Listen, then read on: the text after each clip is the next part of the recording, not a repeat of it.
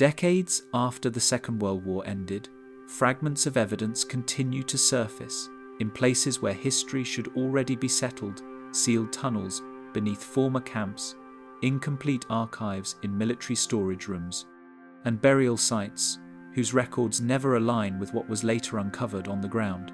Each discovery does not close a chapter of history, but instead widens the gap between what was documented and what still cannot be explained, leaving behind questions that remain unresolved even after extensive investigation. As you move through these cases, you are taken into abandoned wartime facilities, remote excavation sites, and heavily classified post-war archives where only partial records remain.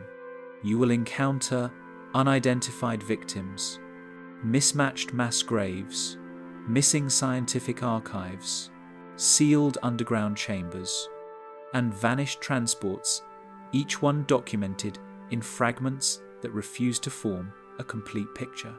What you are left with is not a single mystery to solve, but a network of discoveries that still resists explanation, where every answer seems to lead to another unanswered question. The unidentified victims beneath the camps.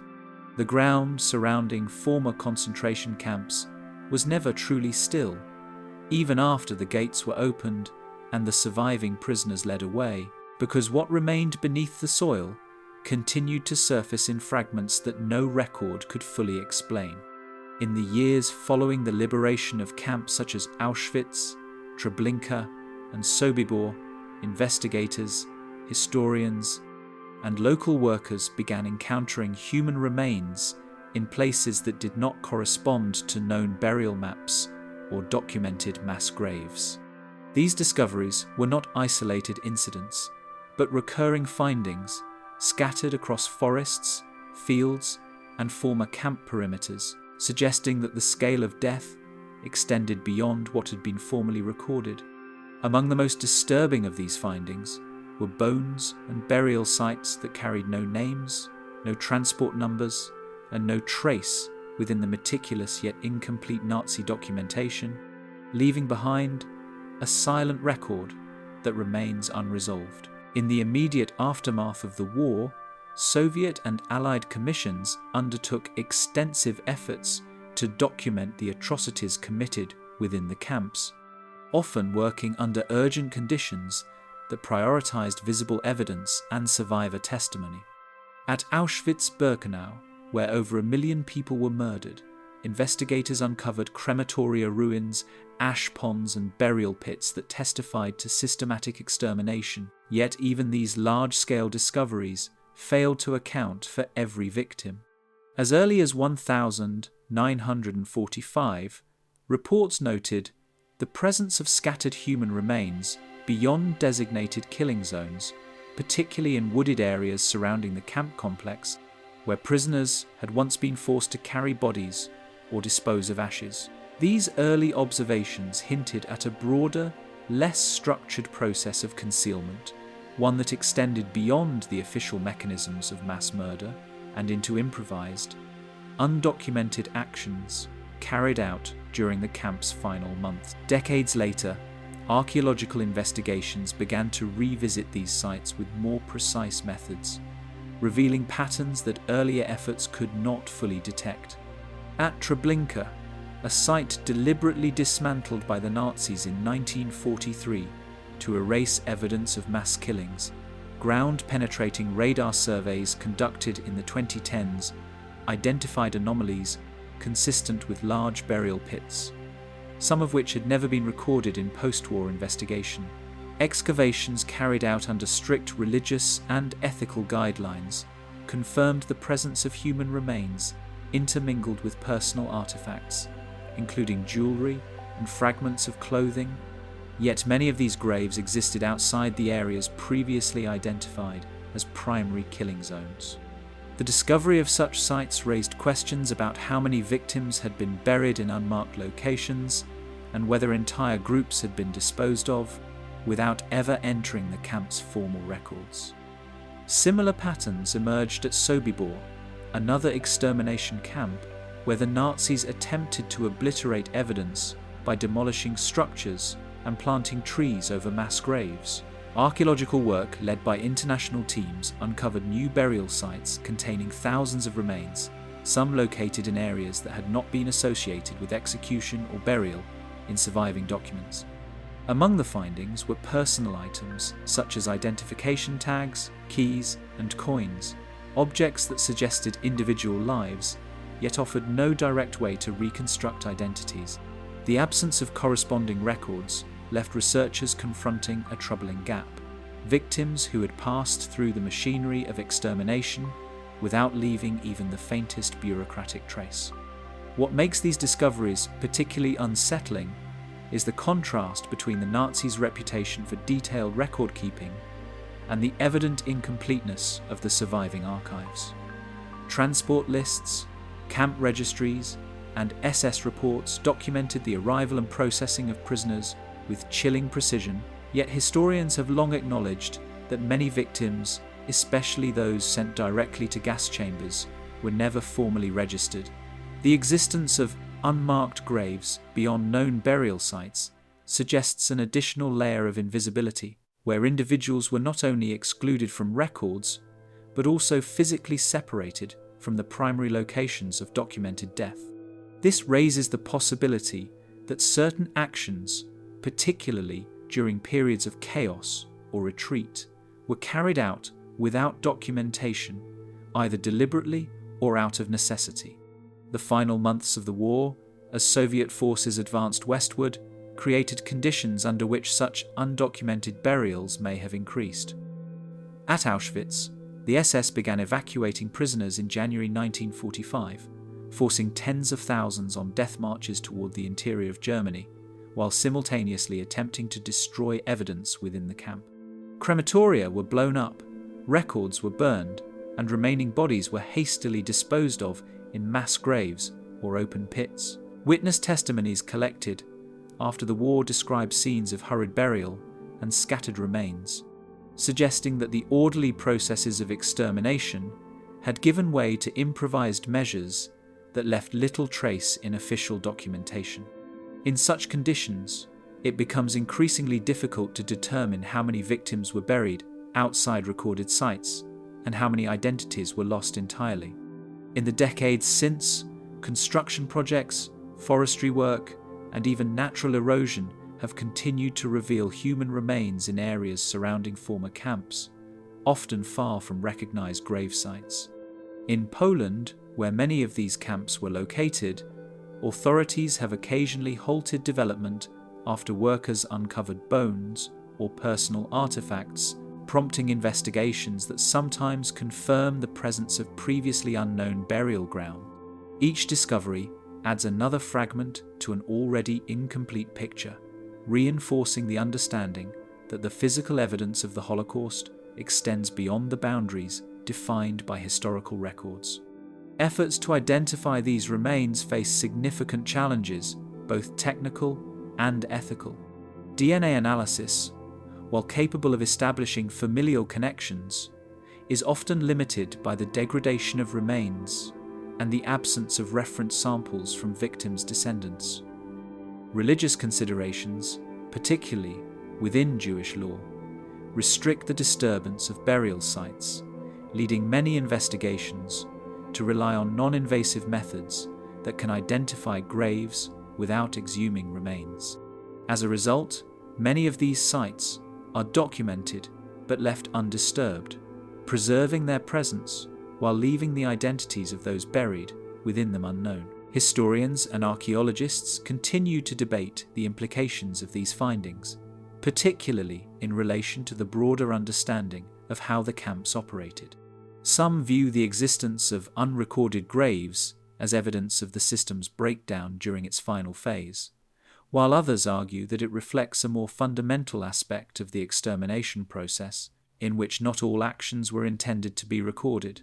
The absence of definitive answers ensures that these discoveries remain open to interpretation, each new finding raising questions that cannot be fully resolved through existing evidence. What persists beneath layers of soil and time is a record that was never meant to be read, composed not of documents, but of remains that continue to surface without names, without histories, and without clear acknowledgement in the archives that sought to define the scale of destruction. And even now, the ground around these camps has not finished revealing what was hidden there. The hidden chambers beneath Auschwitz, architectural records, and preserved ruins have long defined what is known about Auschwitz. Yet beneath these mapped structures lies a layer of the camp that was never fully accessed or documented. The site, liberated in January 1945 by Soviet forces, has since been studied with an intensity few locations in history have received, its buildings measured, its functions reconstructed, and its history preserved through testimony and evidence. Even so, certain areas, particularly those below ground, remain only partially understood, shaped as much by what is known as by what cannot be reached. Among the most disturbing aspects of this incomplete picture are the sealed or collapsed underground spaces that were never fully explored after the war and have remained largely untouched ever since. Within the known layout of Auschwitz-Birkenau, several facilities were constructed with underground components, including basements beneath crematoria that served specific and documented functions during the camp's operation. At crematoria 2 and 3, these subterranean spaces included undressing rooms and gas chambers, built partially below ground level and connected by stairways and corridors designed to control movement and conceal activity. These areas have been studied extensively through architectural plans, eyewitness testimony, and physical remains, forming a detailed understanding of how they were used. Yet even within these well-documented structures, not all features align perfectly with surviving plans, and not every modification made during the camp's operation was recorded.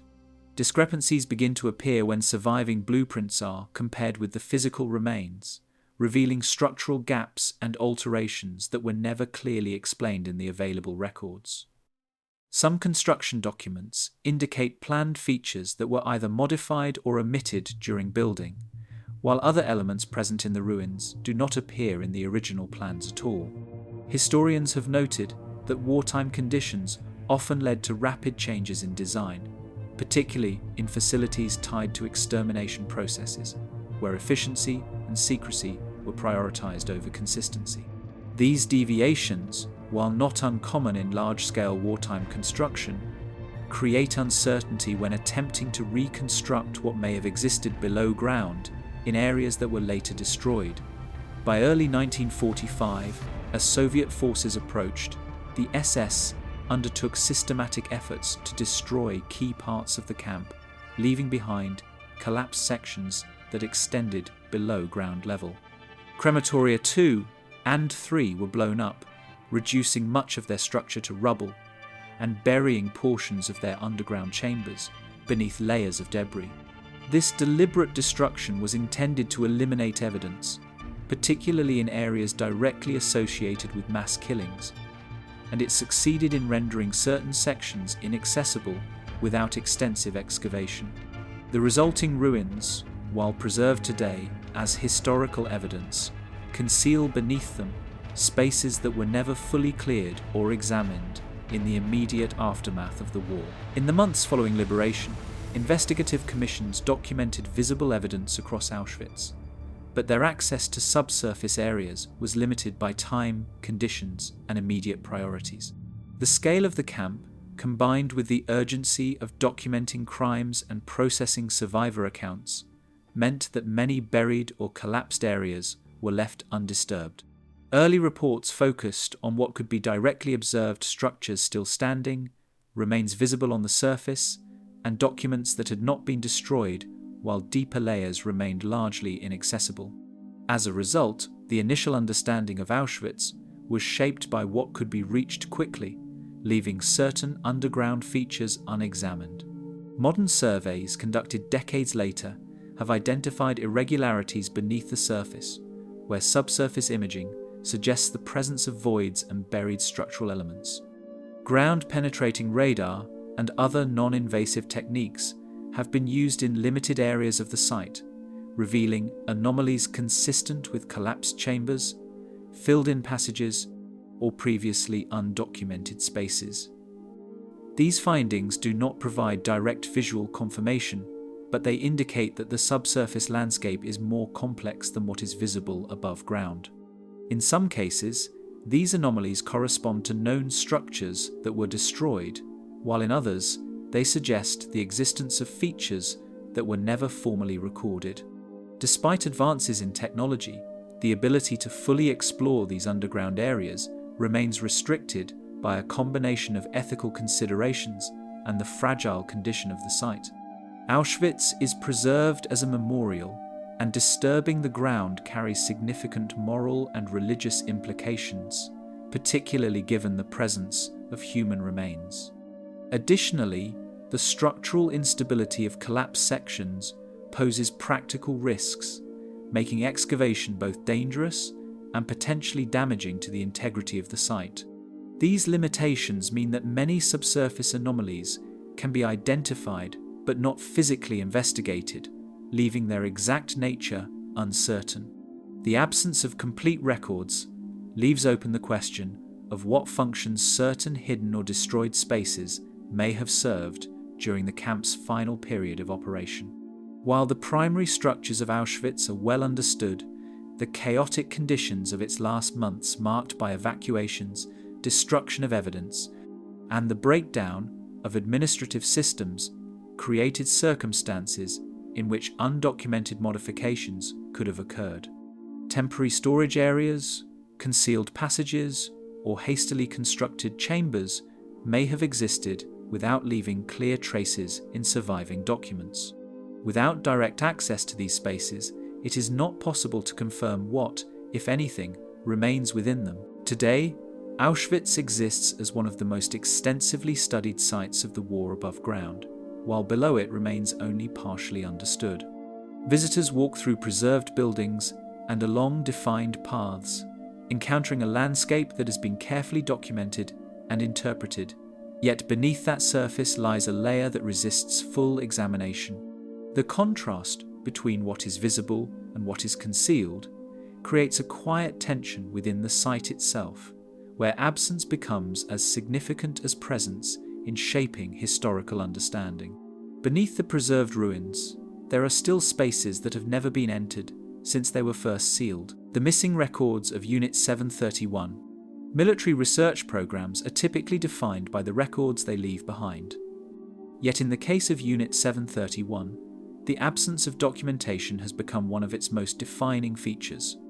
Established in Japanese-occupied Manchuria during the 1930s and active through the Second World War, the unit operated under a structured military framework that in most circumstances would have produced extensive internal records, research logs, and technical documentation. Instead, what survives today is fragmented, scattered across testimonies, partial reports, and post-war investigations that only hint at the scale of what once existed. The disturbing, unresolved discovery is not only what the unit did during the war, but how much of its work was deliberately erased before it could ever be fully understood. Established in Japanese-occupied Manchuria, Unit 731 operated as a covert biological warfare division, conducting experiments that were later partially revealed through surviving evidence and testimony. Its headquarters in Pingfang, near Harbin, contained a complex of laboratories, prison blocks, and industrial-scale facilities designed for research into infectious diseases and weaponized pathogens. After the war, Allied investigators and historians confirmed that the unit conducted a range of biological experiments using human subjects, information that emerged through court records, interviews, and declassified intelligence. Yet even these confirmations are incomplete, offering only a partial outline of operations that were likely far broader than what surviving documents suggest. The scale of activity suggested by personnel numbers and infrastructure does not align with the limited volume of documents that survived the war. Historical estimates place the number of individuals involved in the unit's operations in the thousands, including medical staff, military personnel, and administrative workers, yet only a fraction of internal records were recovered or preserved. Researchers have long noted this imbalance between physical capacity and documentary evidence, particularly when comparing facility size with the scarcity of detailed operational logs. This discrepancy has become one of the central unresolved aspects of Unit 731's history, raising the question of how much information was systematically recorded before its disappearance. As Japan's surrender became inevitable in 1945, orders were issued to dismantle facilities and eliminate records tied to the unit's operations. Survivors and post-war accounts describe a rapid and coordinated effort to destroy laboratories, burn documents, and eliminate physical evidence that could be used in subsequent investigations. Equipment was dismantled or abandoned, and many structures were damaged to the point of unusability before Soviet forces entered the region. This destruction was not incidental but organized, carried out with the apparent intent of ensuring that the full extent of the unit's activities would not be reconstructed from surviving materials. What remained after this destruction was a landscape of abandoned structures and scattered physical evidence with little accompanying documentation. Investigators who later visited the site documented remnants of laboratory equipment, building foundations, and industrial infrastructure, but these physical traces lacked the contextual records needed to fully interpret their purpose. Without corresponding files, much of what could be observed at the site existed in isolation, disconnected from the experimental data that would have explained its function. This separation between physical evidence and missing documentation created a permanent gap in understanding that has never been fully closed. In the absence of complete records, much of what is known today relies on testimonies that vary in detail and cannot always be independently verified. Former members of Unit 731 provided accounts during post-war interrogations and legal proceedings, but their statements often differed in scope, specificity, and emphasis. Some descriptions aligned with physical evidence, while others introduced claims that could not be corroborated due to the absence of surviving documentation. This reliance on human memory, rather than preserved records, has made it difficult to establish a complete and definitive account of the unit's full operations. Following the war, information gathered from former members of Unit 731 became part of negotiations that were conducted largely outside public view. In exchange for access to research data, certain individuals involved in the program were granted immunity from prosecution by Allied authorities, a decision that has been widely documented in historical studies of post-war intelligence agreements. While some of this transferred information contributed to later scientific research, the details of what was shared and what was withheld remain only partially known. The secrecy surrounding these exchanges has added another layer of uncertainty to an already incomplete historical record. The fragments of data that were preserved offer only a partial glimpse into experiments whose full scope was never documented in surviving archives. Medical findings, procedural notes, and isolated reports provide evidence of systematic research, but the absence of comprehensive datasets makes it impossible to reconstruct the entirety of the unit's scientific output. Entire categories of information appear to be missing, leaving unanswered questions about methodologies, results, and the intended applications of certain experiments. These gaps are not simply omissions, but structural absences that shape how the history of Unit 731 is understood today. Attempts to reconstruct the unit's activities have consistently encountered gaps that cannot be filled through existing evidence. Historians and researchers working with available materials often face contradictions between testimony, physical evidence, and surviving documentation, each offering only partial insight into a larger and fragmented picture. The destruction of records at the end of the war ensured that no single archive could ever provide a complete account, leaving reconstruction efforts dependent on inference rather than certainty. As a result, the historical understanding of Unit 731 remains inherently incomplete, defined as much by what is missing as by what has been recovered. Even now, decades after the end of the war, the absence of key records continues to shape investigations into the unit's operations.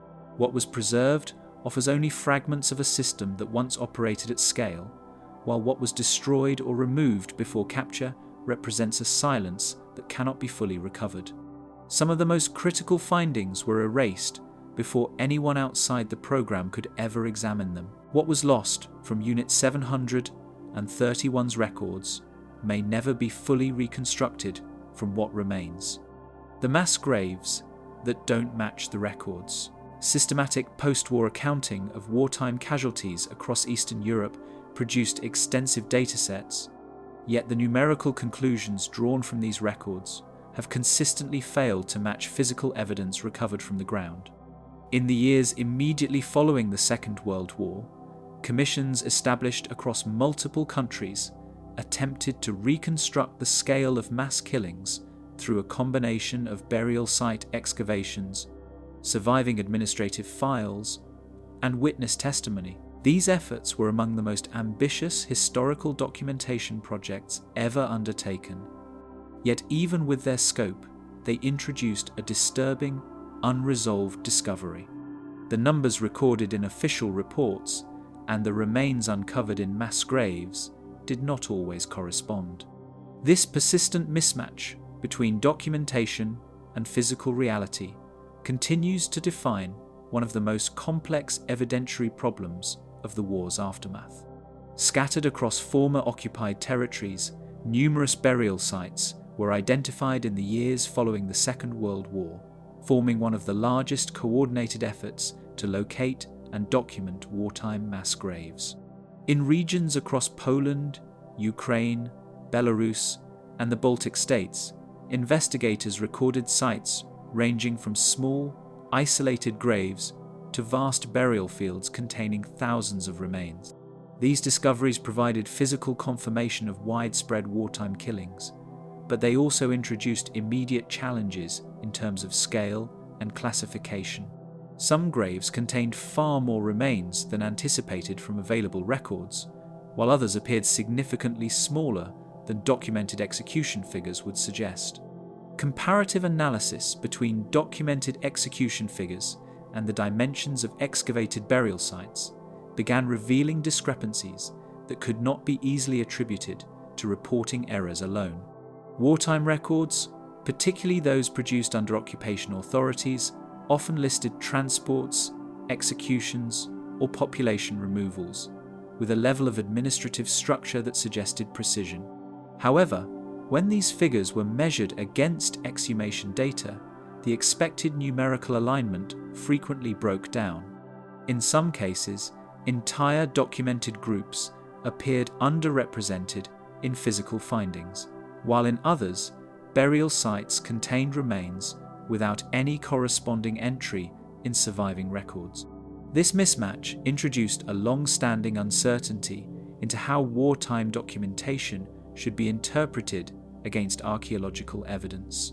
Archival records compiled during and after the war, when examined side by side with investigative field reports, expose inconsistencies that have persisted despite repeated scholarly review.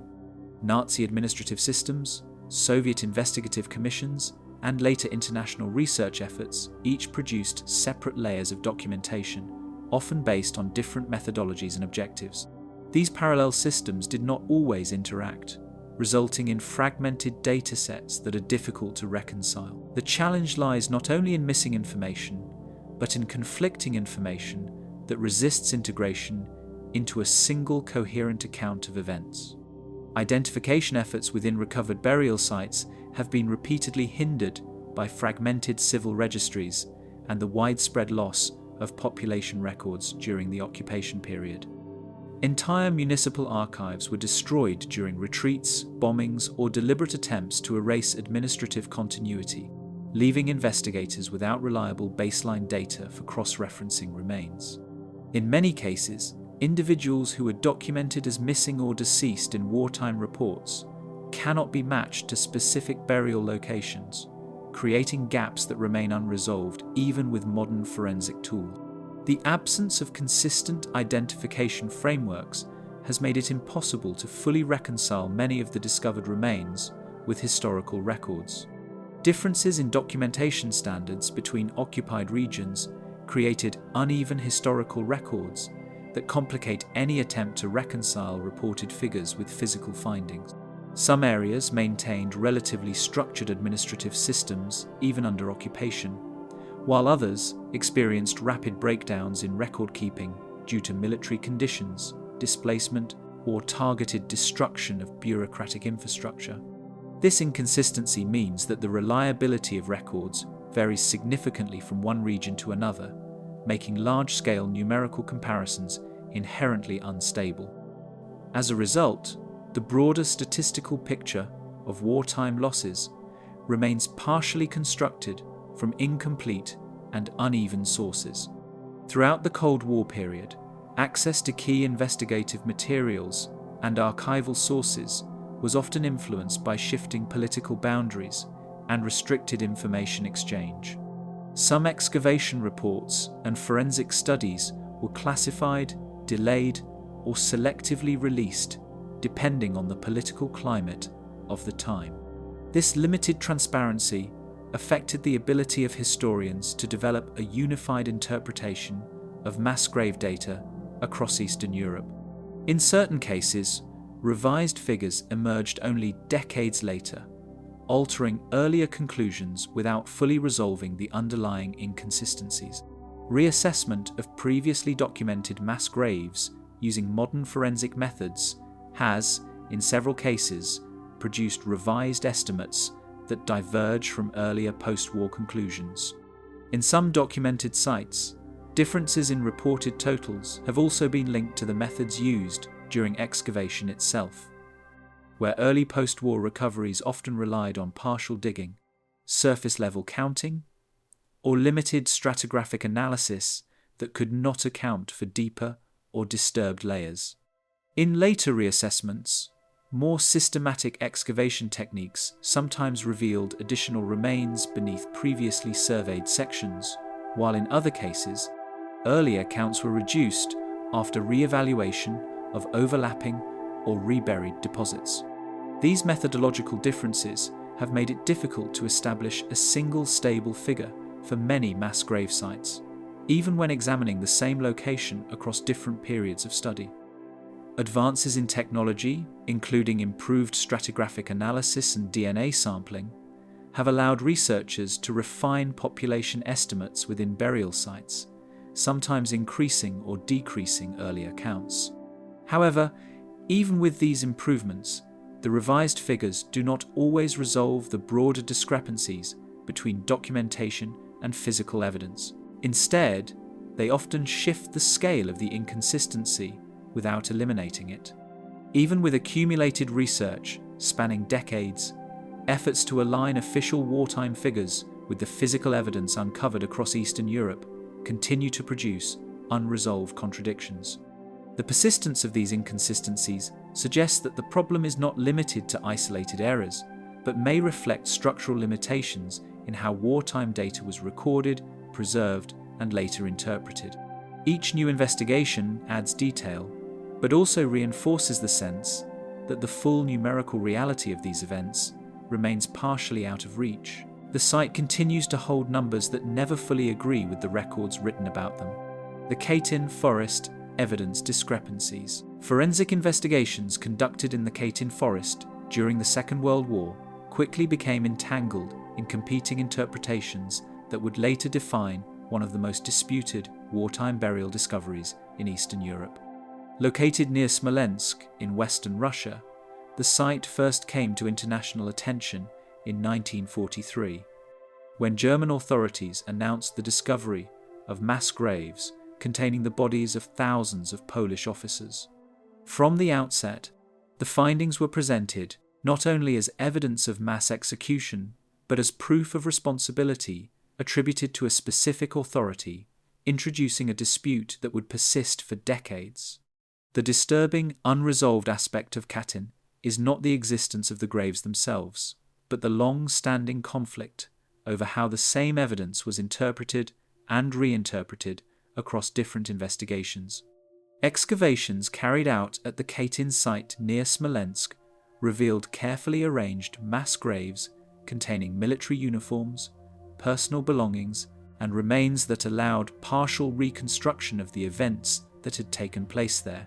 Investigators documented bodies buried in layers, many with hands bound and evidence of execution by gunshot wounds to the back of the head, a pattern consistent across multiple burial pits.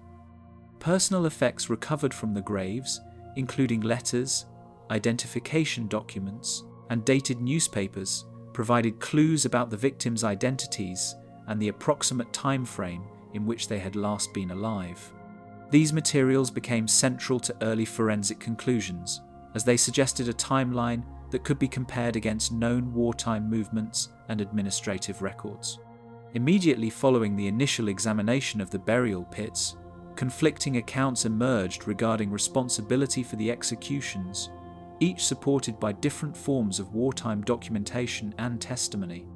German authorities attributed the killings to Soviet forces, presenting forensic findings that aligned with a timeline placing the executions before the German occupation of the area. In response, Soviet officials rejected these conclusions and asserted that the deaths had occurred later, after German forces had taken control, offering an alternative interpretation supported by their own statements and evidence. These opposing narratives developed in parallel, each reinforcing its claims through selective use of available information. A Soviet-led investigation in 1944 formally challenged earlier findings, presenting conclusions that directly opposed the interpretations developed during the initial forensic assessments of the site. Known as the Burdenko Commission, this inquiry concluded that German forces were responsible for the killings, citing its own examination of the graves and associated evidence. The findings were presented as authoritative within Soviet-controlled territories, and they became part of the official narrative for decades. However, the methodology and conditions under which the investigation was conducted have since been scrutinized, particularly regarding the degree of independence and access allowed during the examination process. During the early post-war period, limited access to the Katyn evidence influenced how Allied governments evaluated the competing claims surrounding the identity of those responsible. While some Western observers expressed skepticism toward the Soviet conclusions, geopolitical considerations during and after the war complicated efforts to reach a unified position. Investigations such as the 1951, 1952 U.S. Congressional Inquiry, commonly known as the Madden Committee, reviewed available evidence and testimonies, concluding that Soviet forces were likely responsible, yet even these findings did not immediately resolve the broader dispute at an international level. The absence of full access to original sites and documents continued to shape how conclusions were drawn. Subsequent decades saw renewed forensic attention directed toward the Katyn graves, with improved scientific methods enabling more detailed analysis of remains and execution patterns. Later examinations focused on ballistic evidence, decomposition analysis, and the dating of materials recovered from the site, contributing to a more refined understanding of the timeline of events. These studies reinforced earlier conclusions about the manner of death and helped narrow the window during which the executions had occurred. However, while the physical evidence became more clearly understood, it did not immediately reconcile the decades of conflicting interpretations that had already shaped the historical narrative.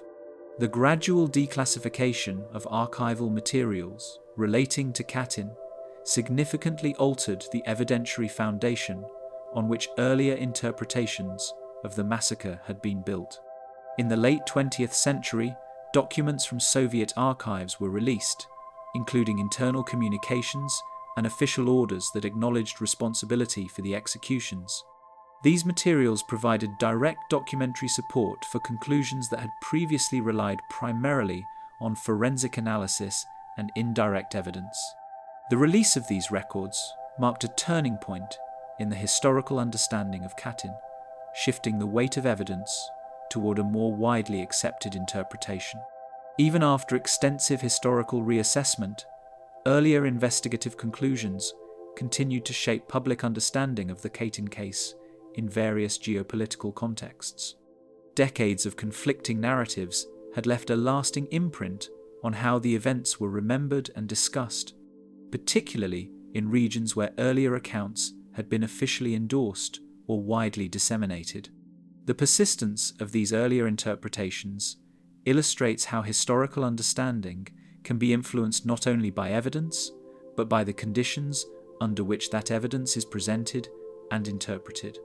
Despite the convergence of modern historical analysis, the layered sequence of investigations has left behind a case defined as much by its interpretations as by its physical evidence. The Katyn Forest stands as a site where forensic findings, political narratives, and archival records intersect in a way that resists simple resolution, even when substantial evidence is available. Each phase of investigation added clarity in some areas while reinforcing uncertainty in others, creating a historical record that reflects both discovery and dispute. The same forest continues to hold a history that changes depending on which evidence is placed above the rest. The unidentified bodies from Nazi medical facilities.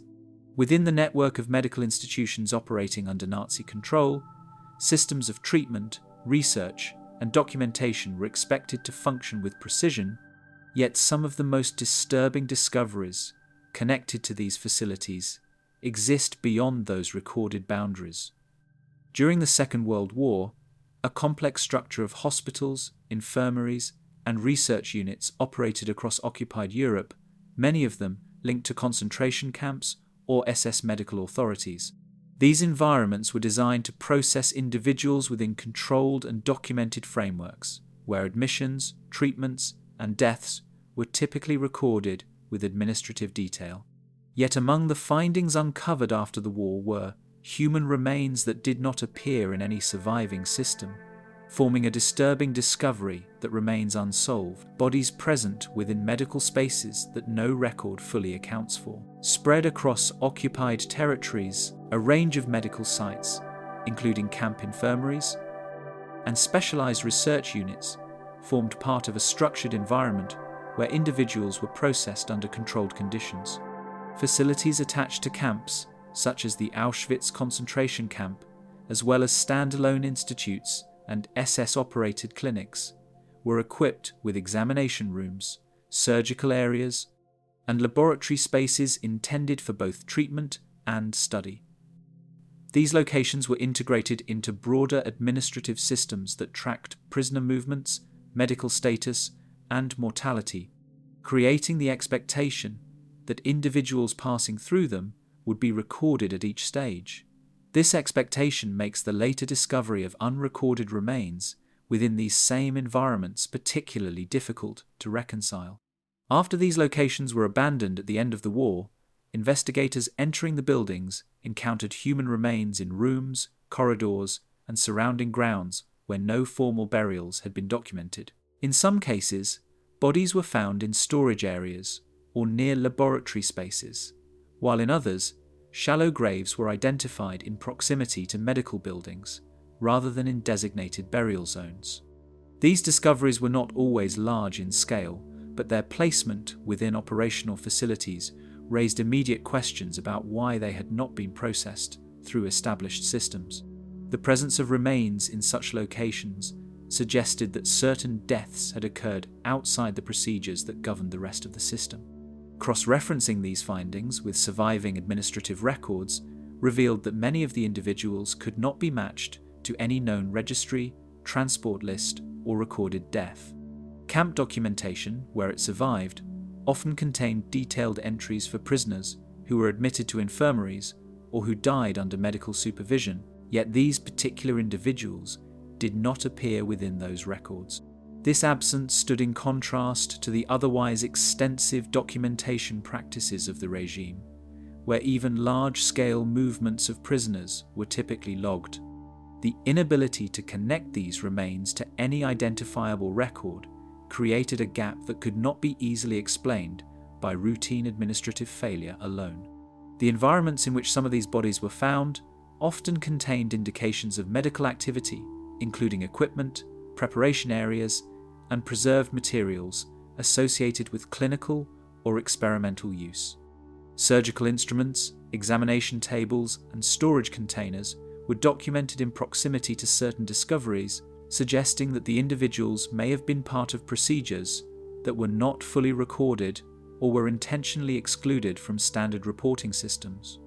In some instances, preserved anatomical specimens were also recovered from medical facilities, further complicating the interpretation of how human bodies were used and documented within these environments.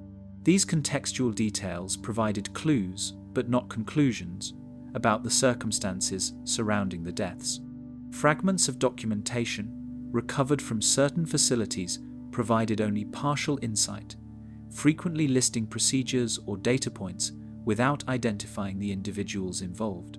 Some records referred to experimental protocols or medical observations using coded language or numerical references, offering little connection to specific persons.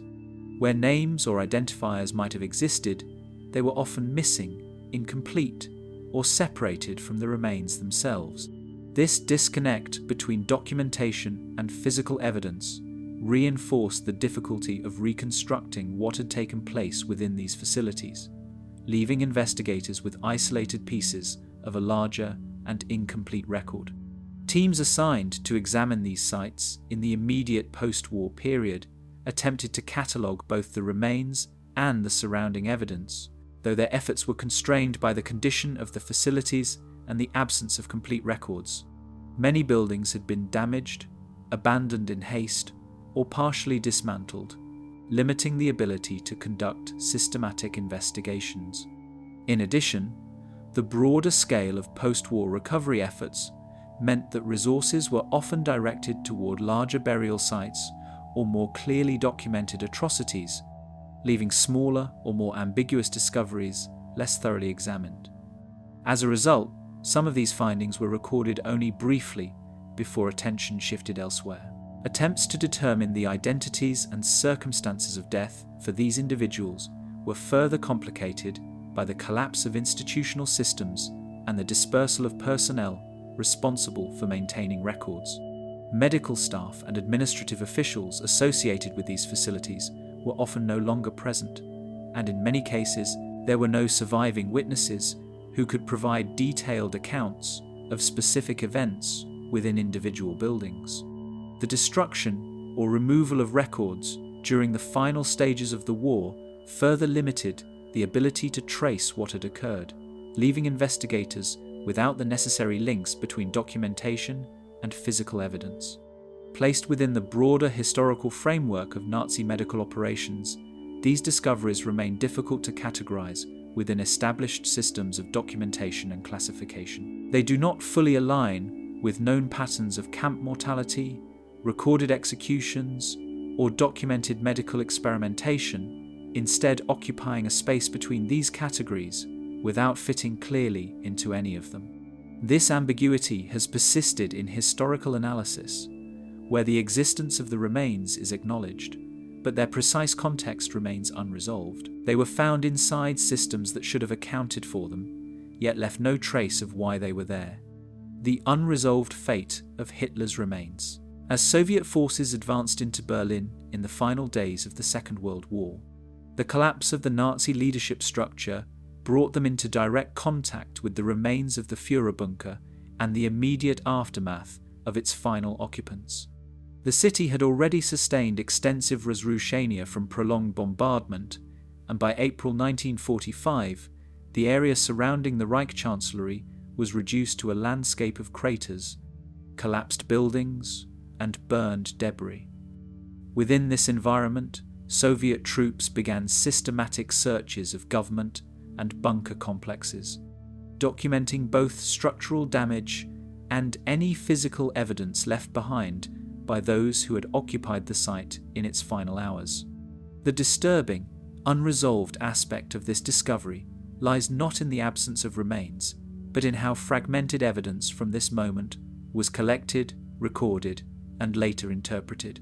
Near the Reich Chancellery Garden, Soviet units recovered partially burned human remains that would later become central to one of the most closely examined forensic cases of the 20th century. The remains were found in shallow pits and burned soil areas consistent with attempts at rapid destruction using fire and burial.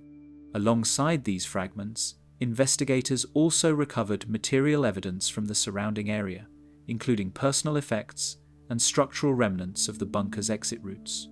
These findings were treated as significant from the outset, not because they provided a complete body, but because they suggested a deliberate effort to obscure identity through destruction. In the immediate aftermath of the discovery, Soviet authorities maintained a limited and tightly controlled flow of information regarding the nature and handling of the recovered evidence. Early reports were not widely disseminated, and internal documentation remained classified within military and intelligence structures responsible for post-battle investigations in Berlin.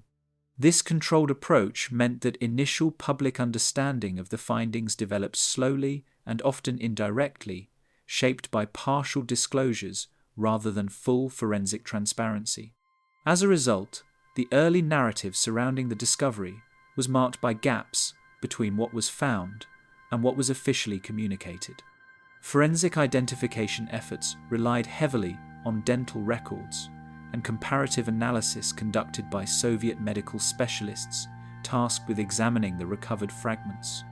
Among the most significant elements used in this process were jaw fragments and dental structures, which were compared against available pre-war medical documentation. Dental forensics, already an established method of identification by this period, provided a structured means of linking physical evidence to known medical records. These comparisons formed a key part of the conclusion that the remains recovered from the site corresponded to Adolf Hitler, though the details of this analysis were not immediately made public in full. The physical remains recovered from the site were not preserved as a single intact body, but rather as fragmented material distributed across investigative and forensic procedures. Exposure to fire, environmental conditions, and the passage of time between death and recovery contributed to the incomplete nature of the remains. Different fragments were analysed, documented, and stored within separate investigative contexts, creating a record that was inherently divided across multiple handling processes. This fragmentation would later contribute to ongoing questions not about the existence of evidence, but about how comprehensively it had been preserved and documented as a unified forensic case. During the early Cold War period, access to the findings was restricted, shaping how external observers interpreted the available information about the discovery. Soviet authorities maintained control over primary documentation, limiting the ability of foreign investigators and historians to directly examine the original materials. As a result, much of the early external understanding of the case was based on secondary reports, summaries, and indirect references rather than direct access to forensic evidence. This restricted visibility created a layered historical record in which the same discovery existed differently depending on the level of access granted. Western intelligence services later evaluated secondary reports and indirect evidence to assess the credibility of the Soviet conclusions regarding the remains. These assessments drew upon captured documents, interrogations, and intelligence gathering efforts conducted in the post-war period. While they did not always have access to the primary forensic materials, analysts were able to review consistent elements across multiple sources, which supported the general conclusion that the individuals recovered from the bunker had died in Berlin in 1945. However, the absence of direct examination of the original remains meant that certain aspects of the evidence remained reliant on interpretation rather than verification. Decades later, partial declassification of Soviet-era materials provided additional context regarding the handling and examination of the recovered evidence. These documents helped clarify aspects of the recovery process, including the methods used to analyze the remains and the internal procedures governing their classification. While they reinforced earlier conclusions about identification, they also highlighted the complexity of how information had been managed during the immediate post-war period. The release of these materials did not fundamentally alter the established historical consensus, but it did expand understanding of how that consensus had been formed. Across historical and forensic studies, the case has remained defined not by a lack of evidence, but by the uneven way in which that evidence was revealed and preserved. The combination of fragmented remains, restricted early access, and delayed archival disclosure created a historical record that developed in stages rather than as a single transparent account. Each layer of investigation added clarity in certain areas, while leaving other aspects dependent on inference and secondary interpretation. This structure has ensured that the case continues to be studied not only as a forensic identification, but as an example of how evidence can be shaped by the conditions under which it is handled. The remains were accounted for, but the path they followed after discovery was never fully transparent. The Nazi gold train of Wałbrzych. During the final months of the Second World War, the retreat of German forces through Lower Silesia created a logistical collapse that later gave rise to persistent reports of concealed military transport within the Wałbrzych region. As front lines shifted rapidly in early 1945, infrastructure that had once supported the organised movement of personnel and materials became fragmented, with rail systems used under increasing pressure to relocate equipment, documents, and other assets away from advancing Soviet forces.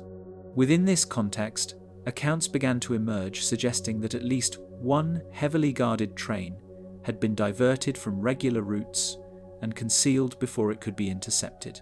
The disturbing, unresolved element of this case lies not in a confirmed discovery, but in the repeated identification of something beneath the ground that has never been conclusively verified. In the decades following the war, accounts began to circulate, suggesting that an armoured train loaded with valuables had been hidden within the complex railway and tunnel systems of the area. These reports were often based on testimonies attributed to local witnesses or individuals who claimed knowledge of wartime transport operations in the region. While the details of these accounts varied, many shared a common structure: a train, heavily secured, diverted into a concealed location as German forces withdrew. Despite the persistence of these narratives, no physical confirmation accompanied them, leaving the claims suspended between local memory and unverified history. The geological structure surrounding Wałbrzych, shaped by extensive historical mining activity, created a subsurface environment filled with abandoned passages and irregular voids. The region had long been associated with coal extraction, resulting in a network of tunnels and shafts that extended beneath both urban and rural landscapes. These conditions introduced a level of complexity to any investigation, as natural formations and industrial remnants could produce signals or voids that might resemble artificial structures. As a result, distinguishing between geological features and potential man-made objects became a central challenge in evaluating claims about the site. Early exploratory efforts conducted in the post-war period failed to produce any physical confirmation of the reported train, relying largely on inconsistent eyewitness testimony. Limited resources and the scale of post-war reconstruction meant that systematic investigations were not immediately prioritized, and initial searches often lacked the technical capability to probe deeply into the subsurface environment. In the absence of verifiable evidence, the accounts remained unconfirmed, resurfacing periodically as new interest in wartime mysteries emerged. Modern surveying techniques later introduced geophysical imaging into the investigation, revealing subsurface anomalies beneath sections of the railway corridor.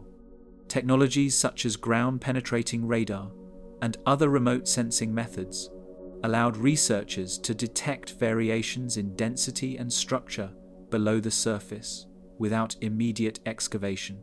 In some cases, These surveys identified shapes or voids that appeared consistent with large buried objects, reigniting interest in the possibility that something significant remained concealed underground.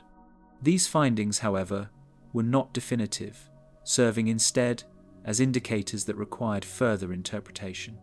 Interpretations of these geophysical results have varied significantly, with some analysts identifying possible artificial structures, while others attribute the readings to natural geological formations. The mineral composition of the area, combined with the presence of historical mining infrastructure, complicates the reliability of radar signals and similar detection methods. What one analysis might interpret as a linear constructed form could, under different conditions, be explained as a natural cavity or collapsed tunnel. This divergence in interpretation has prevented the anomalies from being conclusively classified. Subsequent excavation attempts carried out in response to renewed interest in the site did not yield any confirmed evidence of an armoured train or associated cargo. Controlled digs were conducted in areas identified through surveys, with expectations that physical excavation would resolve the uncertainty introduced by remote sensing data. Instead, these efforts often resulted in negative findings, revealing either undisturbed soil or geological formations inconsistent with the presence of a buried structure. The absence of confirmation did not eliminate the anomalies, but it did reinforce the gap between detection and verification. In several cases, investigators noted that negative excavation results did not fully resolve earlier survey data, as the targeted dig zones represented only a limited portion of the broader anomaly fields identified through geophysical imaging. Variations in depth estimates and the resolution limits of scanning technologies meant that even precise excavation efforts could miss deeper or offset structures. As a result, the absence of findings in one location did not necessarily invalidate the presence of anomalies elsewhere within the same corridor, leaving open the possibility that the detected signals had not yet been fully explored. Public attention surrounding the reports has periodically intensified, influencing both media coverage and expectations placed on investigative teams. Announcements of new findings or survey results have drawn international interest, sometimes creating a perception that discovery is imminent. This heightened visibility has, at times, placed pressure on investigators to produce definitive answers, even when the available data remains inconclusive. The contrast between public expectation and the slower, more cautious pace of scientific investigation has become part of the narrative surrounding the site. Across multiple investigations conducted over time, the subsurface signals and historical accounts associated with the Wałbrzych site have yet to produce a single verified conclusion. The combination of persistent testimony, suggestive geophysical data, and repeated but inconclusive excavation has created a case defined by its inability to transition from possibility to confirmation. Each new method applied to the site adds detail, but does not resolve the central question of whether a concealed train exists beneath the surface or whether the signals reflect something else entirely.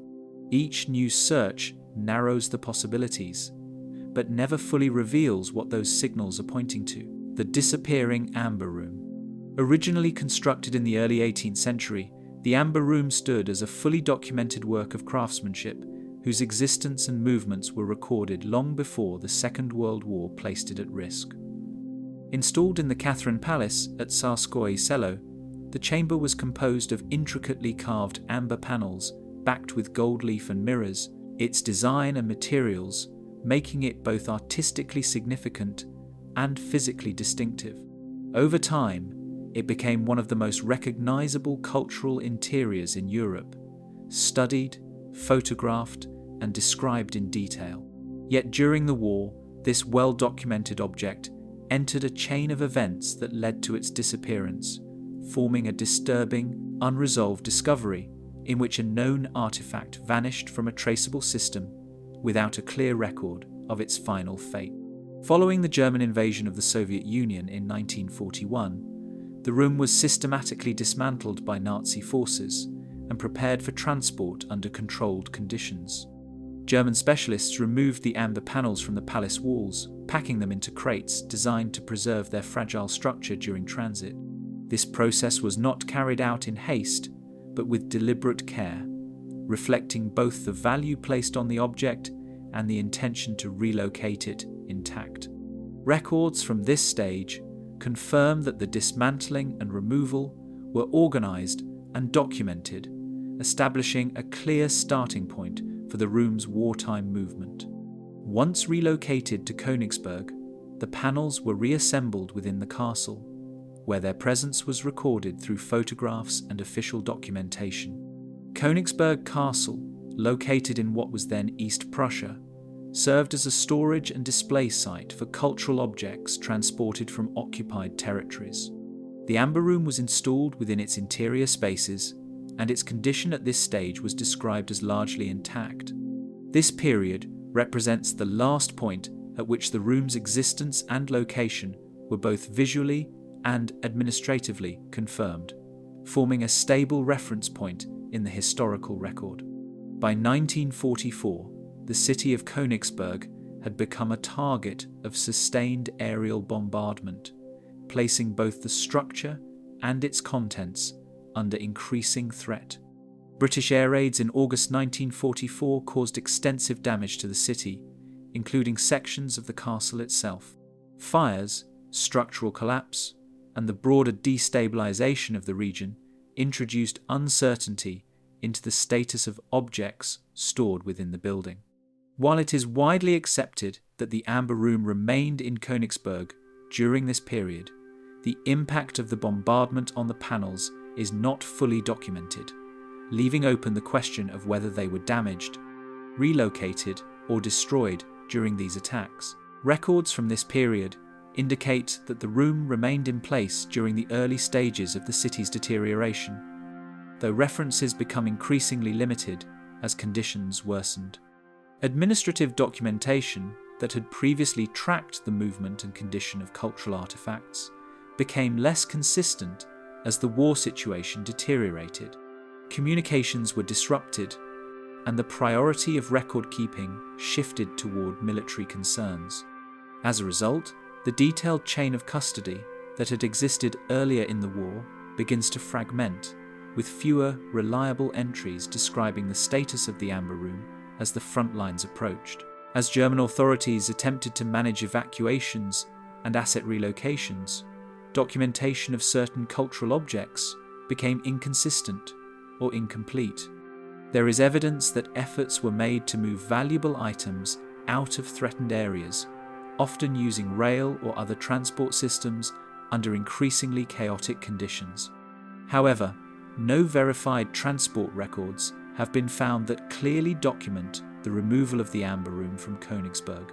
This absence is significant, as earlier stages of its movement were carefully recorded, suggesting that if such a relocation occurred, it was either undocumented or the records did not survive. What makes this gap more difficult to explain is that earlier stages of the room's movement had been recorded with notable precision, including its dismantling, packing, and transport to Königsberg under controlled conditions. This level of documentation suggests that the object was treated as both valuable and logistically important, making the later absence of any confirmed record of its removal or destruction particularly unusual. The transition from careful handling to undocumented disappearance does not follow the pattern established earlier in its wartime history, leaving a break in continuity that cannot be easily attributed to routine wartime disruption alone. After the war, Soviet teams investigating the ruins of Königsberg searched for evidence of the room but failed to locate definitive remains. The city, heavily damaged and later renamed Kaliningrad, underwent extensive reconstruction, further complicating efforts to examine the original sites. Investigators explored the remains of the castle and surrounding areas, but no intact panels or clearly identifiable fragments of the Amber Room were recovered. While some damage to the structure had been confirmed, the complete absence of recoverable material raised questions about whether the room had been destroyed in place or removed before the final stages of the war. Over time, isolated claims and reported traces have surfaced, yet none have been substantiated through verifiable evidence. Various locations have been proposed as possible sites where the room might have been hidden or relocated, including underground storage areas and other structures associated with wartime logistics. These claims, however, have not produced consistent or confirmable findings, and investigations into them have not yielded definitive results. The lack of physical evidence supporting these theories has left them unconfirmed, existing alongside the documented history without resolving it. The transition from documented presence to complete absence remains one of the most persistent gaps in the wartime record of cultural artifacts. The Amber Room's history during the war is unusually well defined up to a specific point, after which the record becomes fragmented and incomplete. This abrupt break in documentation contrasts sharply with the level of detail available from earlier stages, highlighting the moment at which a known object effectively disappears from the historical record. The last confirmed record places it in a known location, but nothing explains how it vanished from it. The Lebensborn children, with no identities. Across post-war Europe, groups of children were discovered whose identities could not be matched to any reliable record or known origin. In displaced persons camps, foster systems, and institutional settings, Allied authorities encountered individuals whose names, languages, and personal histories did not align with surviving documentation from before and during the war. The disturbing discovery was not their survival, but the absence of any verifiable trace that could reconnect them to their original families or places of birth, forming a long-term, unresolved historical gap that remains difficult to fully close. Under SS administration, the Lebensborn program operated as a system for selecting, relocating, and reclassifying individuals according to ideological criteria. Originally presented as a welfare initiative, it functioned within a broader framework of population control where children deemed suitable under racial policies were placed into structured environments for upbringing and assimilation. Within this system, documentation played a central role, as identities were recorded, adjusted, or replaced depending on administrative decisions made during the relocation process. From occupied territories, children were taken from their families and reassigned new names, documents, and social identities within controlled environments. Birth records were altered or replaced, and in many cases, linguistic and cultural markers were modified to align with their new setting. These changes were embedded into administrative systems that were already under wartime strain, making later reconstruction of original identities significantly more difficult once the structures responsible for maintaining records began to break down. With the collapse of Nazi administrative structures, the systems that tracked these identity changes fragmented or disappeared entirely.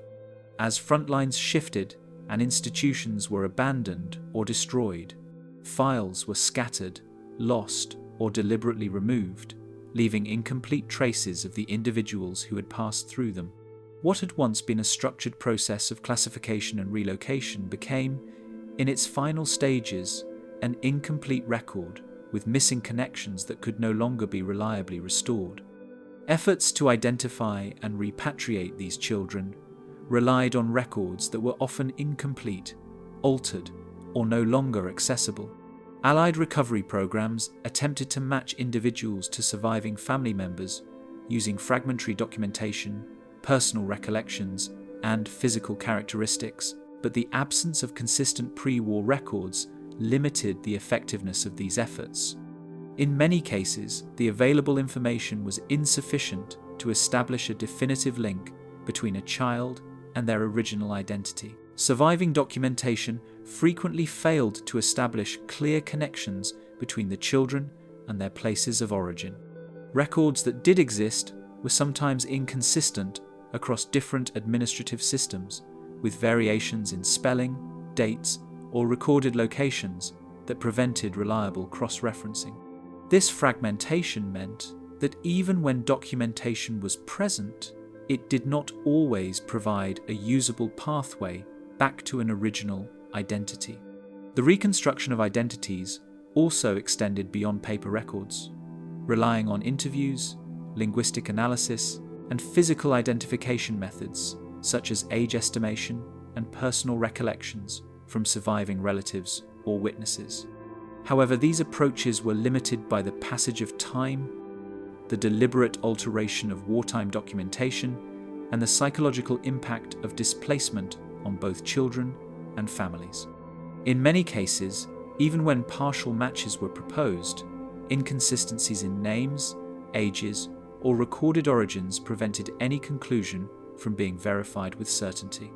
In numerous cases, no verifiable evidence could be found to connect certain individuals to any known family or geographic background. Investigators encountered children whose origins remained entirely untraceable within available archives, despite extensive attempts to reconstruct their histories.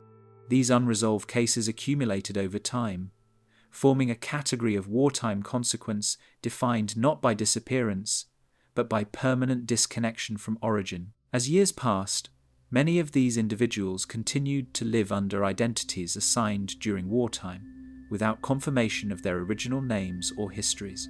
Some adapted fully to the identities they were given, while others carried limited or uncertain knowledge of their early lives, dependent on fragmented accounts or incomplete records. The absence of recoverable identity information meant that, for many, the wartime alterations became permanent in practice, even when recognized as historically artificial.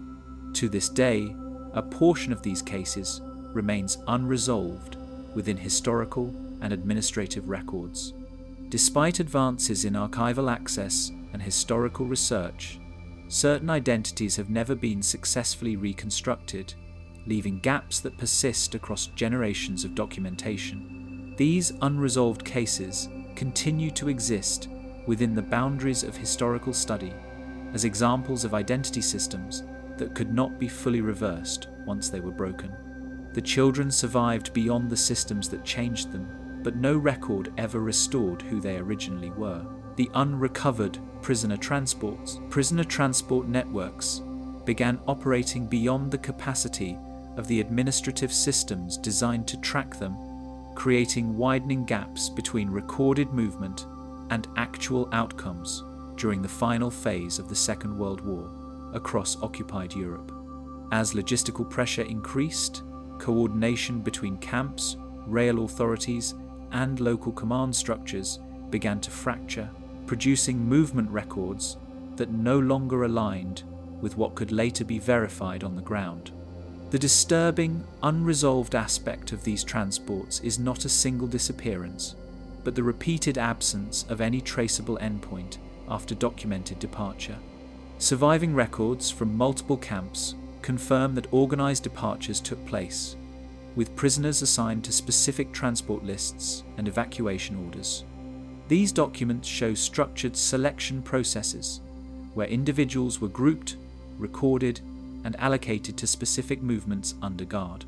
In many cases, the administrative precision of these departure lists stands in contrast to what is missing afterward, as if the system functioned clearly at the point of exit, but lost coherence immediately beyond it. In parallel with rail movements, forced marches were implemented across retreating territories, often without consistent or preserved documentation of their routes. Prisoners were moved on foot under armed supervision, covering long distances under deteriorating conditions, with limited ability for sustained record-keeping. These marches, unlike earlier camp transfers, often left only partial references in surviving documents, making their full paths difficult to reconstruct with certainty. Rail-based evacuations in the late stages of the war were conducted under extreme pressure, with limited capacity to maintain accurate arrival or transfer records. Overcrowded trains, shifting front lines, and disrupted communication systems contributed to a breakdown in standard transport procedures. In some cases, departures were recorded with precision, while subsequent movement stages were either summarized, omitted, or never formally documented.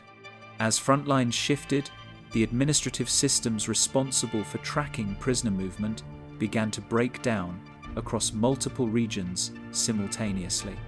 Communication between offices deteriorated, and centralized record-keeping became increasingly fragmented. What had previously functioned as a structured, bureaucratic system began to operate in isolated segments, each no longer reliably connected to the others.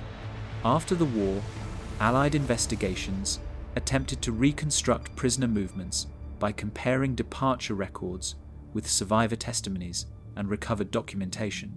These efforts involved cross-referencing camp logs, transport lists, and regional archives in an attempt to identify what had happened to groups that could not be accounted for. While some individual cases were successfully traced, many larger movements remained partially or entirely unresolved. Post-war, reconstruction efforts relied heavily on cross-referencing fragmented camp archives, regional transport logs, and survivor testimonies in an attempt to re-establish the continuity of prisoner movements. However, inconsistencies in naming conventions, incomplete record transfers between jurisdictions, and the destruction of key administrative files prevented these datasets from forming a unified chain. Even when partial overlaps were identified, they often failed to align across all stages of departure, transit, and expected arrival, leaving significant portions of the reconstructed routes unresolved. A further complication in reconstructing these transport chains lies in the way wartime documentation systems differed between regions and administrative bodies, with some records maintained at local levels, while others were centralized, transferred, or destroyed as territories changed control. This lack of standardization meant that even when fragments of transport data survived, they were often stored in incompatible formats or incomplete series, preventing modern archival systems from fully integrating them into a continuous historical record.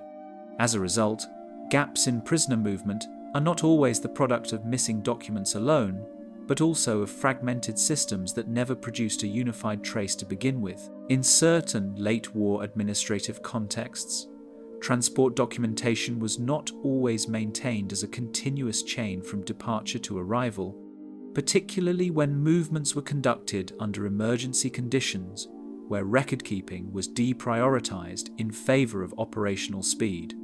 In such cases, partial documentation may have been considered sufficient for immediate logistical purposes, with full reconciliation expected only after stabilization. However, as conditions continued to deteriorate, this deferred documentation process was never completed, leaving certain transports permanently recorded only at their point of origin. Numerous documented routes show no corresponding arrival records that match the listed departures from specific locations. This absence appears repeatedly across different transport systems, affecting both rail evacuations and forced marches. The inconsistency is not confined to a single region or camp, but appears as a recurring structural gap within the broader wartime documentation. Some archives suggest that records may have been destroyed during retreat, while others indicate that certain transfers were never fully documented at all. The distinction between lost documentation and incomplete record creation remains difficult to establish, particularly in areas where administrative collapse occurred rapidly. In such conditions, it becomes unclear whether missing information reflects deliberate destruction, operational breakdown, or a combination of both. These unresolved transport chains remain among the most persistent gaps in reconstructed wartime movement records. Even when partial data exists, it often fails to connect meaningfully across stages of departure, transit, and outcome. The result is a fragmented logistical history in which movement is confirmed, but completion is not. The records confirm where these transports began, but leave no verified trace of what happened after departure. The secret Nazi tunnel networks still unexplored, In the landscape of the most disturbing World War II discoveries that remain unsolved, few subjects are as physically present, yet still so incomplete in understanding, as the vast network of secret Nazi tunnel systems hidden beneath Germany and modern-day Poland, where entire underground complexes were carved into mountains and forests, yet remain only partially mapped, sealed, or too dangerous to fully explore. These are not isolated bunkers or small shelters, but interconnected construction projects that in some regions stretch for kilometers through rock and reinforced concrete, suggesting a scale of engineering that was still expanding even as the war was collapsing around it.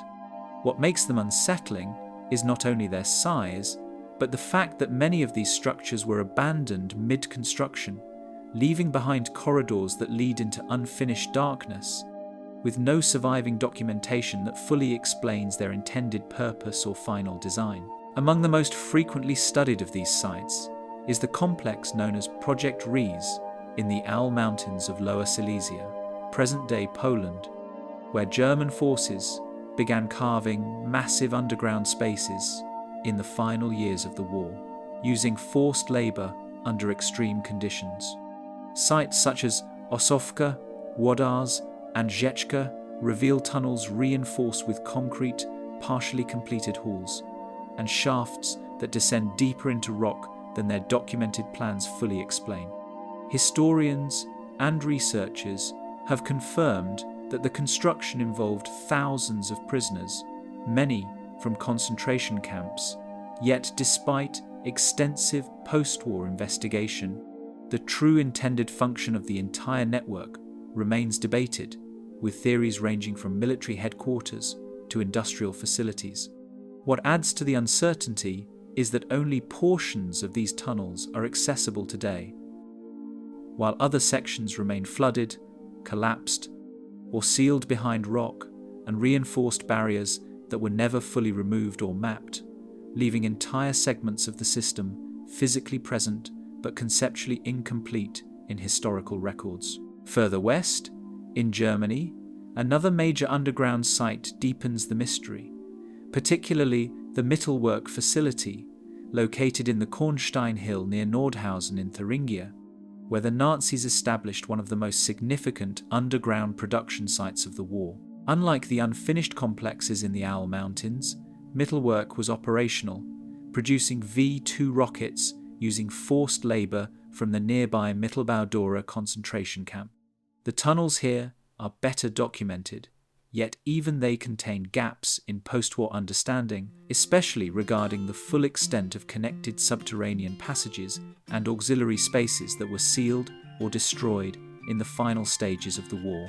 After 1945, parts of the complex were dismantled, flooded, or deliberately blocked. And although some sections were studied in detail by Allied forces, others remain inaccessible due to structural instability and later closures, preserving areas of the facility that have not been comprehensively surveyed since the war ended. Moving eastward into Poland, the Międzyrzecz fortified region, often referred to by its German name Oder Warther Bogen, presents another example of an extensive underground system that remains only partially understood. Built over several years in the interwar period and expanded by Nazi Germany, it consists of a labyrinth of bunkers, tunnels, and underground railway connections stretching for tens of kilometers beneath the landscape. While certain sections are open to controlled tourism today, large portions remain submerged due to intentional wartime flooding carried out by retreating German forces in 1945. This deliberate destruction created an underground environment that is still difficult to fully survey, as water-filled corridors and collapsed sections limit archaeological access, leaving researchers to reconstruct the original layout from fragmented maps and incomplete wartime records. The result is a system that is physically known to exist in scale, yet still resists full comprehension in its original operational form. What intensifies the mystery surrounding these tunnel networks is not only their construction, but the abruptness of their abandonment. as many sites show clear evidence that work stopped suddenly, leaving tools, rail systems, ventilation shafts, and incomplete chambers frozen in time beneath layers of rubble and groundwater. In some cases, wartime documents that might have clarified their purpose were destroyed or removed during the final months of the conflict, while in others, surviving records are too fragmented to align with the physical remains discovered decades later. Post-war Soviet and Allied investigations documented portions of these systems, but Cold War restrictions, combined with structural hazards, prevented full-scale exploration of many sites, meaning that large sections have remained untouched since 1945, effectively preserving them as sealed historical environments. Even today, modern surveying technologies such as ground-penetrating radar and limited robotic exploration have only partially filled the gaps, often revealing additional corridors or voids beyond mapped areas, reinforcing the idea that these underground networks were more extensive than previously believed. Yet each discovery tends to raise further questions rather than provide closure, as the layouts do not always match surviving architectural plans or wartime construction records, suggesting either incomplete documentation or deliberate concealment during the final collapse of the Third Reich. The combination of engineered precision and unexplained absence has left these tunnel systems suspended between historical fact and unresolved uncertainty. Deep beneath forests, mountains, and fortified landscapes, these passages still exist in fragmented continuity, holding the physical traces of a war machine that once expanded downward into the earth as much as it advanced across it, and the deeper they are examined, the more they seem to resist being fully revealed. In the spaces that remain sealed, where no maps have ever been confirmed and no modern survey has fully reached, there is still the lingering sense that parts of this underground world were never meant to be found at all. And in the sections that remain sealed beneath stone and silence, the true extent of what was built may still be waiting, untouched, in the dark. The dumped chemical weapons beneath European seas. In the years immediately following the collapse of World War II, European coastlines and naval records began reflecting an urgent and largely improvised effort to eliminate vast quantities of leftover military materials, a process that quietly included the disposal of chemical weapons into the sea, forming one of the most disturbing post-war legacies that remains only partially understood today. What emerged from this period was not a clearly documented cleanup operation, but a scattered record of decisions made under pressure, where entire stockpiles of wartime agents were transferred from storage depots and military facilities into maritime dumping routes that were never consistently mapped or fully archived. Within this quiet transition from war to reconstruction, the ocean became an unintended repository for materials whose long-term presence was never meaningfully accounted for, setting the foundation for one of the most persistent, unresolved environmental mysteries tied to the aftermath of the conflict. Across multiple naval operations documented in post-war archives, large-scale dumping of chemical munitions was carried out under orders that prioritized rapid disposal over detailed geographic recording, leaving behind an incomplete and fragmented account of how much material was actually released into European waters. Historical records from several Allied nations confirm that captured German stockpiles, along with surplus chemical weapons from wartime production, were systematically transported offshore and sunk at sea in controlled dumping operations, often using decommissioned vessels or sealed containers intended only to ensure immediate submersion rather than long-term containment. Over time, these operations formed clusters of disposal zones that were referenced in general terms rather than precise coordinates, meaning that even official documentation often describes regions rather than exact positions, leaving modern researchers with broad estimations instead of definitive maps.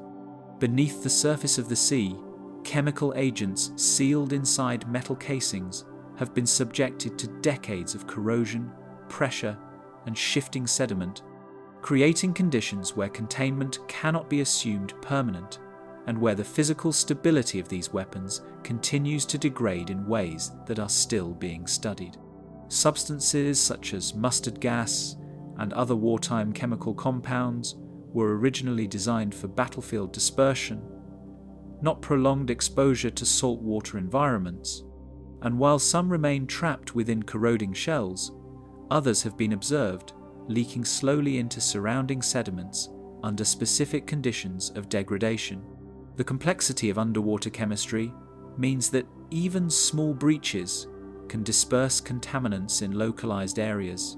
Yet the full scale of how these processes unfold across thousands of scattered munitions remains difficult to model with precision, particularly in regions where depth, temperature, and sediment movement vary significantly. Within the Baltic Sea and parts of the North Sea, historical records confirm that extensive dumping zones were established by Allied forces after the war, yet the absence of complete inventories and the loss of precise coordinates have left these areas only broadly defined rather than fully mapped or contained. In the Baltic region, especially, post-war operations included the sinking of large quantities of captured German chemical munitions, with some accounts indicating that entire shiploads were disposed of in designated sectors, though exact figures remain inconsistent across surviving documents. What complicates modern understanding is that these zones were never intended to be permanent markers of storage, and as a result, official references often lack the level of precision required for modern environmental tracking, leaving researchers to reconstruct probable locations from partial logs and secondary reports. From time to time, fishing vessels and dredging operations operating in European waters have unintentionally brought chemical-filled shells and corroded munitions to the surface, revealing that these submerged stockpiles are not entirely static, but continue to surface in isolated and unpredictable incidents. These encounters are typically discovered during routine commercial activity rather than targeted exploration, often when trawling equipment or seabed excavation unexpectedly retrieves heavily corroded metal casings that still contain hazardous residues.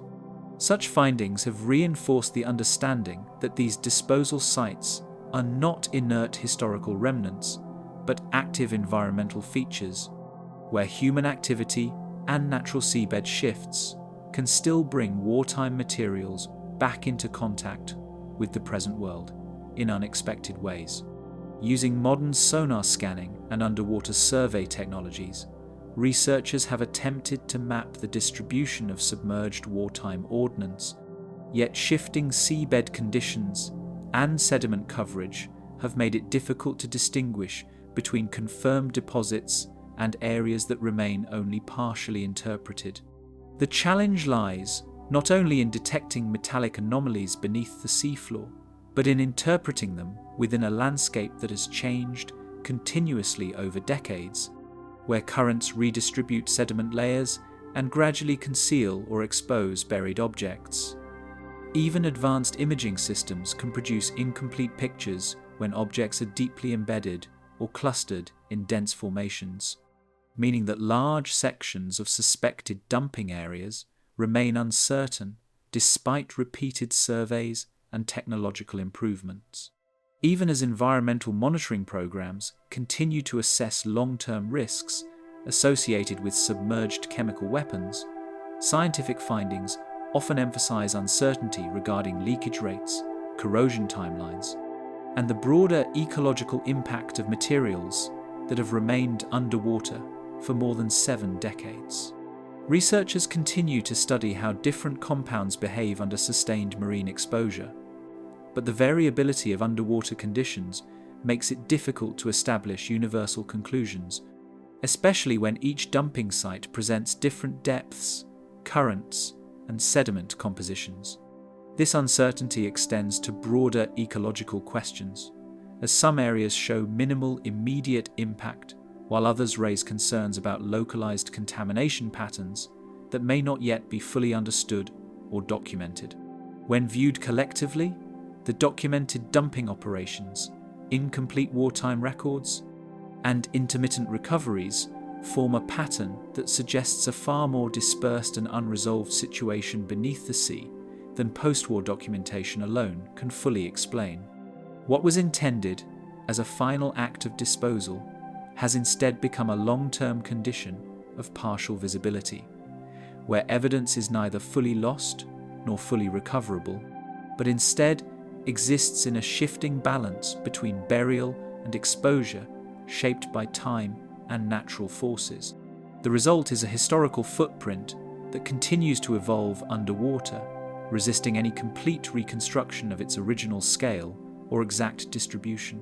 Somewhere beneath shifting layers of silt and salt water, the boundary between what was discarded and what remains intact has never fully stopped moving. The missing Nazi scientific archives. Post-war investigations into surviving wartime documentation revealed something unexpected within the remnants of German scientific record-keeping, where references to extensive research programs could not be consistently matched with complete archival material. As Allied teams and later historians began comparing recovered files from laboratories, military offices, and industrial facilities, they encountered repeated references to studies, experiments, and test series that no longer existed in full documentary form. The discovery was not of a single missing archive, but of a widespread absence of continuity across multiple scientific disciplines. Within captured administrative material, references appeared to structured research programs tied to engineering development, chemical testing, and advanced wartime experimentation conducted under military supervision. These references were often detailed enough to indicate organized methodologies, assigned personnel roles, and sequential project numbering, suggesting that the work was not incidental, but part of coordinated scientific systems. However, when investigators attempted to locate the corresponding full reports, experimental datasets, or complete findings, many of these materials were absent or only partially preserved. Some fragments of documentation survived in dispersed form across different archives in Europe, collected from abandoned facilities, seized storage sites, and recovered personal files of scientific personnel. These fragments occasionally contained overlapping references to the same projects, yet the absence of complete chains made it difficult to reconstruct the full scope of what had been conducted.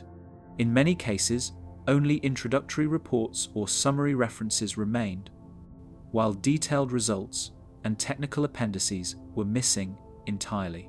As more archives were analysed, patterns began to emerge in which entire sequences of research references appeared without corresponding final report. This created gaps not only in individual projects, but across broader categories of scientific inquiry, where multiple related documents pointed towards systematic investigation without leaving behind a complete evidentiary trail. The result was a fragmented historical record in which activity could be confirmed, but outcomes could not always be verified. During the final stages of the war and its immediate aftermath, significant portions of German administrative and research infrastructure were dismantled, relocated, or destroyed under rapidly changing conditions. Some documents were recovered from abandoned sites, while others were found in incomplete bundles that suggested hurried removal or partial destruction. These circumstances contributed to the uneven survival of scientific records, complicating later efforts to distinguish between lost material and never recovered documentation. Post-war archival recovery efforts involved extensive cataloguing of captured materials, including laboratory notes, technical correspondence, and institutional records seized by Allied forces. Despite these efforts, historians repeatedly encountered references to research outputs that could not be matched to surviving primary sources. In some instances, secondary documents referenced results that were no longer present in any known archive, creating unresolved gaps between documented activity and preserved evidence. Further analysis of recovered materials revealed that some research references appeared consistently across multiple independent sources, suggesting that certain programs were widely recognized within their administrative context. However, the absence of complete documentation prevented any full reconstruction of their findings or conclusions.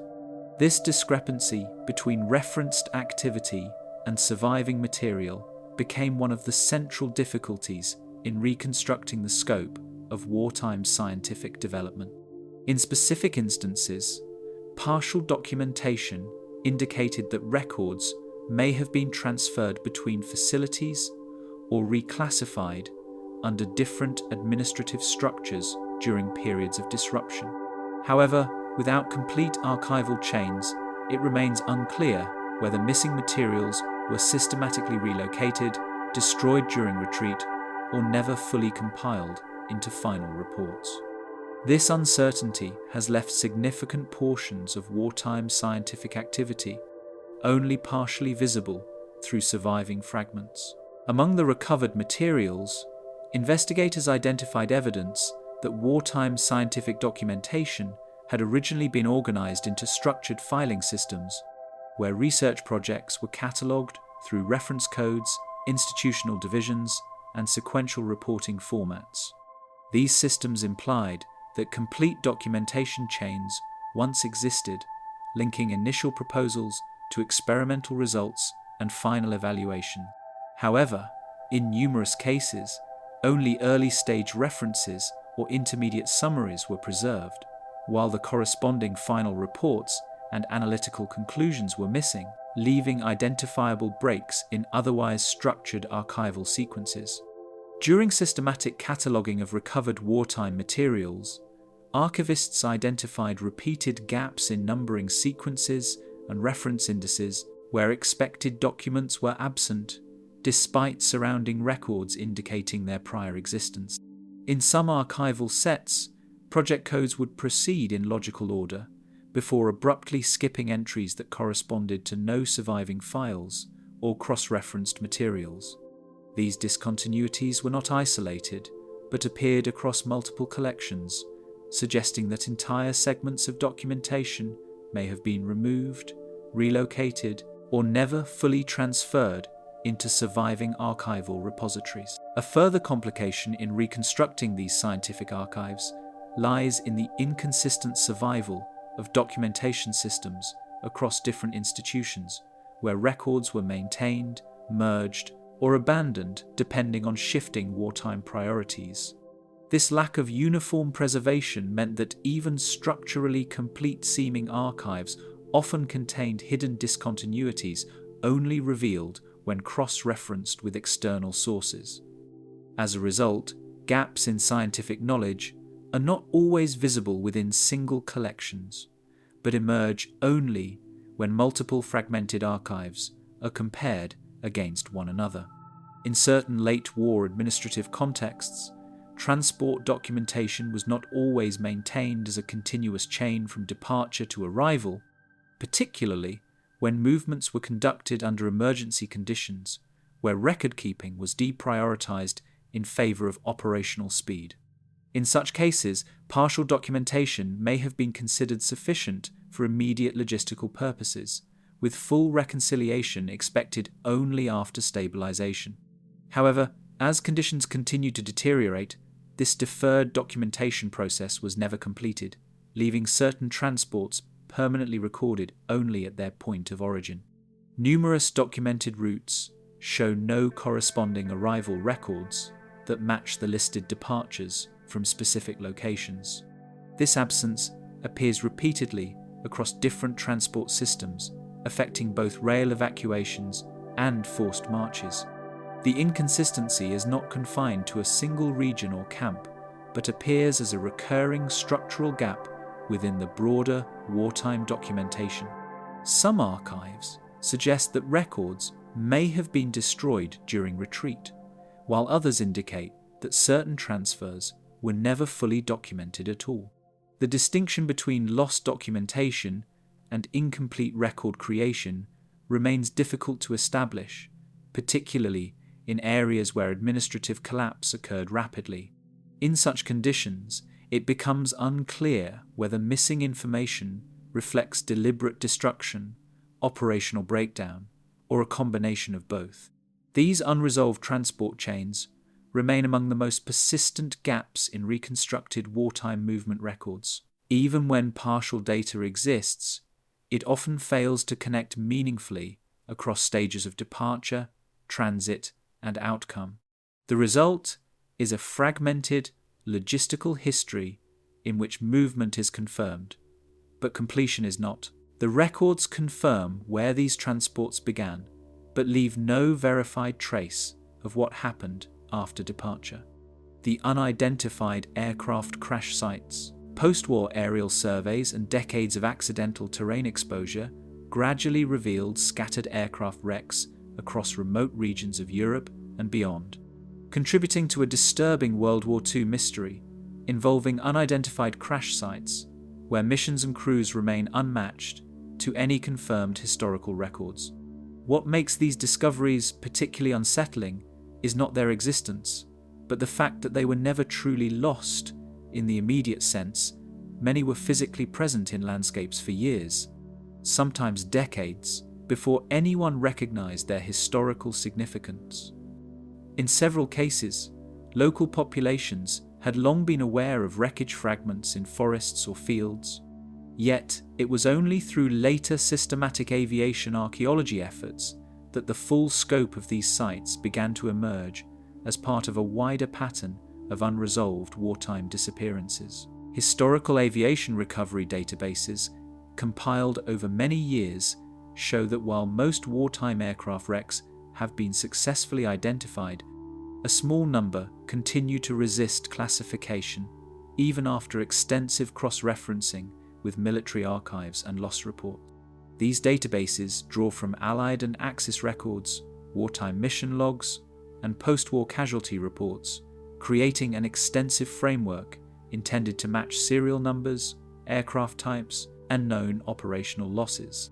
Yet despite this structured approach, certain wrecks remain isolated within the data, existing as physical remnants without a corresponding entry that can definitively account for their origin, as though the historical record itself contains silent omissions that cannot be resolved through comparison alone. Identification failures frequently occur when structural identifiers are destroyed by fire, when corrosion erases manufacturing marks, or when wartime documentation gaps prevent modern researchers from linking physical wreckage to recorded losses. Aircraft involved in high-impact crashes or prolonged exposure to forest fires often lose the very features used to trace their identity, leaving only fragmented airframes, engine components, or partial structural assemblies that can be broadly categorized but not precisely attributed.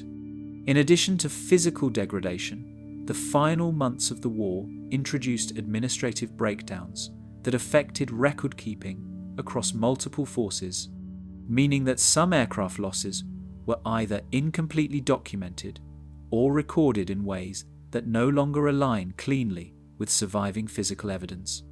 Remote forests, mountain ranges, and isolated wetlands across multiple continents have preserved aircraft wrecks in situ for decades, with many sites only becoming visible after natural erosion, logging operations, or construction activity disrupted the ground that concealed them. In dense woodland environments, wreckage can become partially absorbed into the landscape as vegetation grows around fuselage sections and debris disperses slowly over time, creating conditions where crash sites are effectively frozen in place, yet hidden beneath natural cover. In mountainous regions, steep terrain can both preserve and obscure impact sites, as debris fields remain undisturbed but difficult to access, delaying discovery until external activity or environmental change exposes previously unreachable locations. Aviation archaeology records from Europe, North Africa, and the Pacific repeatedly describe wreckage that cannot be conclusively matched to known missing aircraft, creating unresolved discrepancies between physical recovery and historical documentation.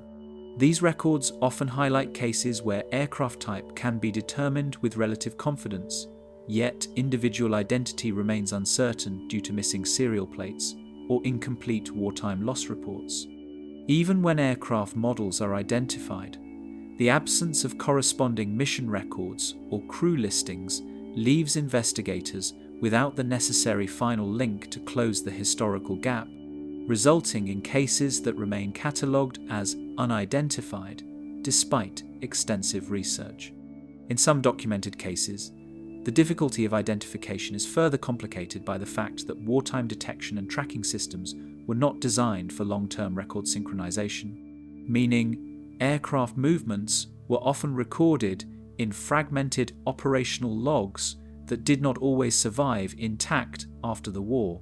In addition to this, post-war salvage efforts carried out across Europe introduced another layer of disruption, as valuable materials from crash sites were frequently recovered for reuse in reconstruction projects before any formal identification process could be completed.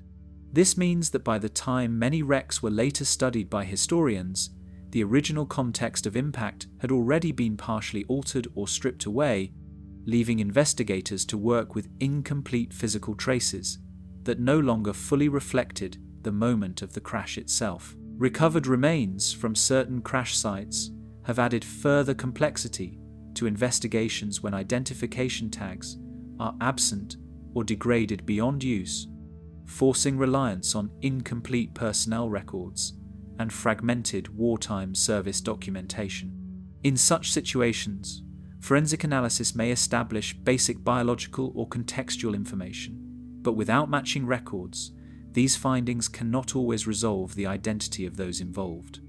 Over time, this has led to cases where human presence is confirmed, but personal attribution remains uncertain, reinforcing the broader pattern in which physical evidence survives, while documentary continuity fails to provide closure. Cold War-era restrictions on archival access, combined with inconsistent record preservation across different military forces, slowed many crash investigations for decades until later international cooperation allowed partial reconstruction of previously isolated case files. During this period, some wartime archives remained classified or geographically dispersed, limiting researchers' ability to compare data across national boundaries. As access gradually improved in later decades, cross-referencing efforts resumed, but the passage of time had already introduced irreversible gaps, particularly in cases where original documentation had been destroyed, relocated, or never fully standardized during wartime condition. Taken together, these unresolved crash sites reveal a recurring disconnect between material evidence and official wartime records, where physical remnants exist without a corresponding historical identity that fully explains their origin. The pattern is not defined by a single region or theatre of war, but by a broader structural absence in documentation that becomes visible only when physical discoveries force comparison against incomplete archives. Each site becomes a small contradiction between what can be seen and what can be verified, leaving investigators with evidence that is tangible yet persistently unanchored in recorded history. Even when the wreckage is fully uncovered, some aircraft still refuse to align with any known story of how they were ever meant to return. The mass civilian graves from the final retreats. In the aftermath of large-scale reconstruction efforts across Eastern Europe, certain excavation and construction projects began uncovering traces of wartime human presence that would later be linked to unresolved burial sites from the final phases of World War II, where physical findings did not always align with surviving historical accounts. What makes these discoveries particularly difficult to situate within established wartime narratives is that they often emerge incidentally, revealed not through targeted historical investigation at first, but through infrastructure work, agricultural expansion, or environmental shifts that gradually expose layers of soil containing evidence of past human loss. As these findings accumulate over time, they form a pattern that suggests the final months of the Eastern Front left behind more unresolved traces than wartime documentation alone can fully account for. As military positions collapsed rapidly across the Eastern Front in 1944 and 1945, entire regions experienced overlapping civilian displacement and retreat operations, creating conditions where official records were often incomplete, fragmented, or never fully consolidated. Movement across territories such as present-day Poland, Belarus, Ukraine, and the Baltic region became highly disordered as front lines shifted repeatedly, administrative systems broke down, and populations were forced to relocate under rapidly changing control. In this environment, the recording of civilian evacuations and military withdrawals was frequently secondary to immediate survival and operational necessity, leaving behind documentation that later historians have had to reconstruct from partial archives and fragmented wartime reports. Beneath modern forensic excavation methods lies a gradual process of reconstruction that depends on soil layering, artifact distribution, and skeletal arrangement, allowing researchers to interpret events that were never formally documented at the time of occurrence.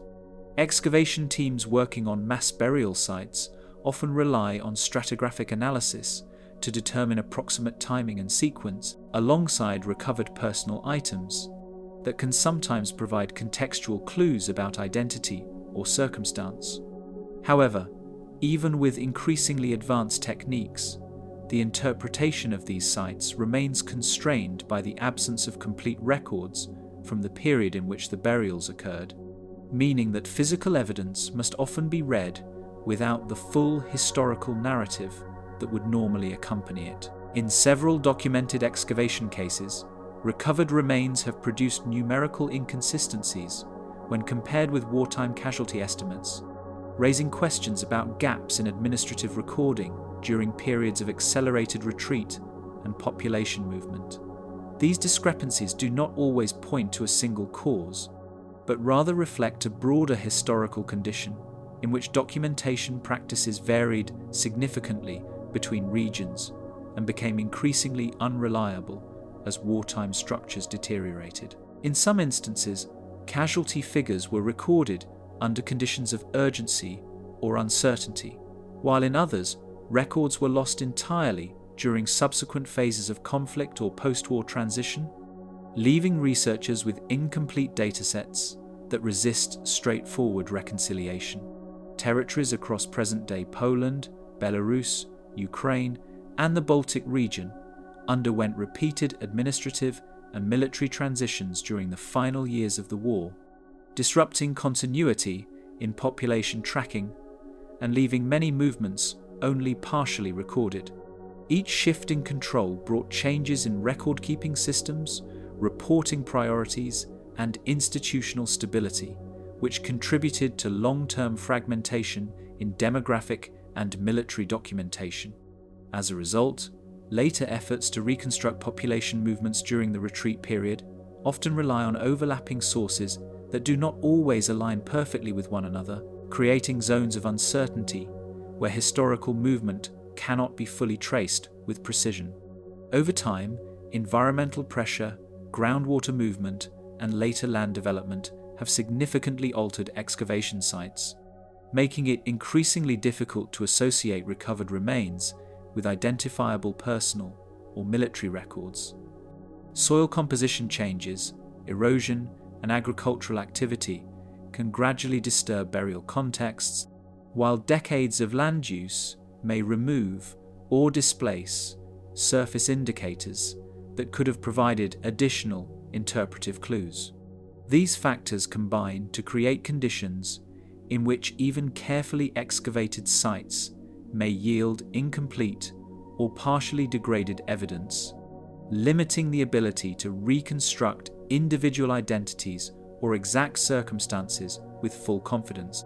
In several documented cases, burial sites uncovered decades after the war were found to have been partially altered during post-war land use, as agricultural expansion, infrastructure development, or earlier informal reinterment efforts, changed the original conditions in which the remains had been placed.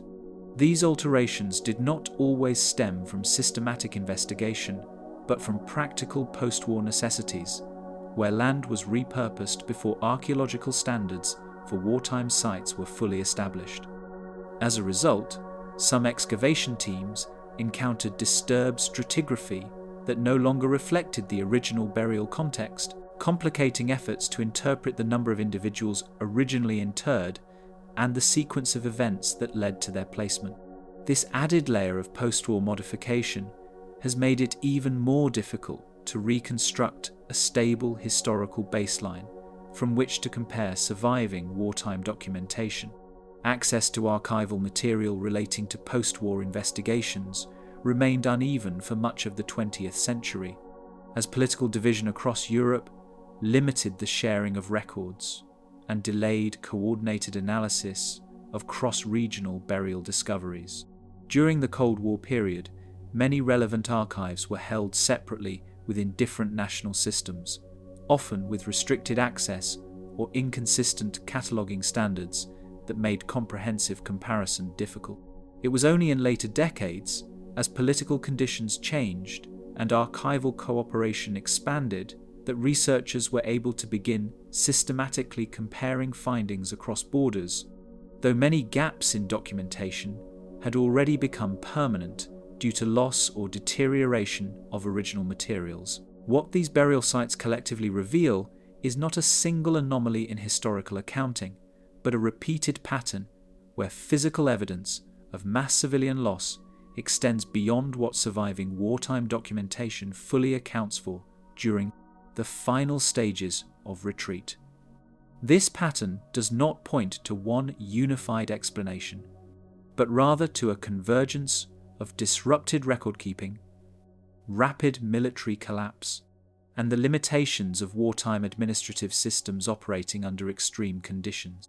Each site adds a fragment to a broader picture that remains incomplete, not because the evidence is absent, but because it was never consistently recorded in a way that allows full reconstruction today. Some mass burial sites uncovered in Eastern Europe do not fully match available wartime retreat and evacuation records, the Ahnenerbe records that disappeared.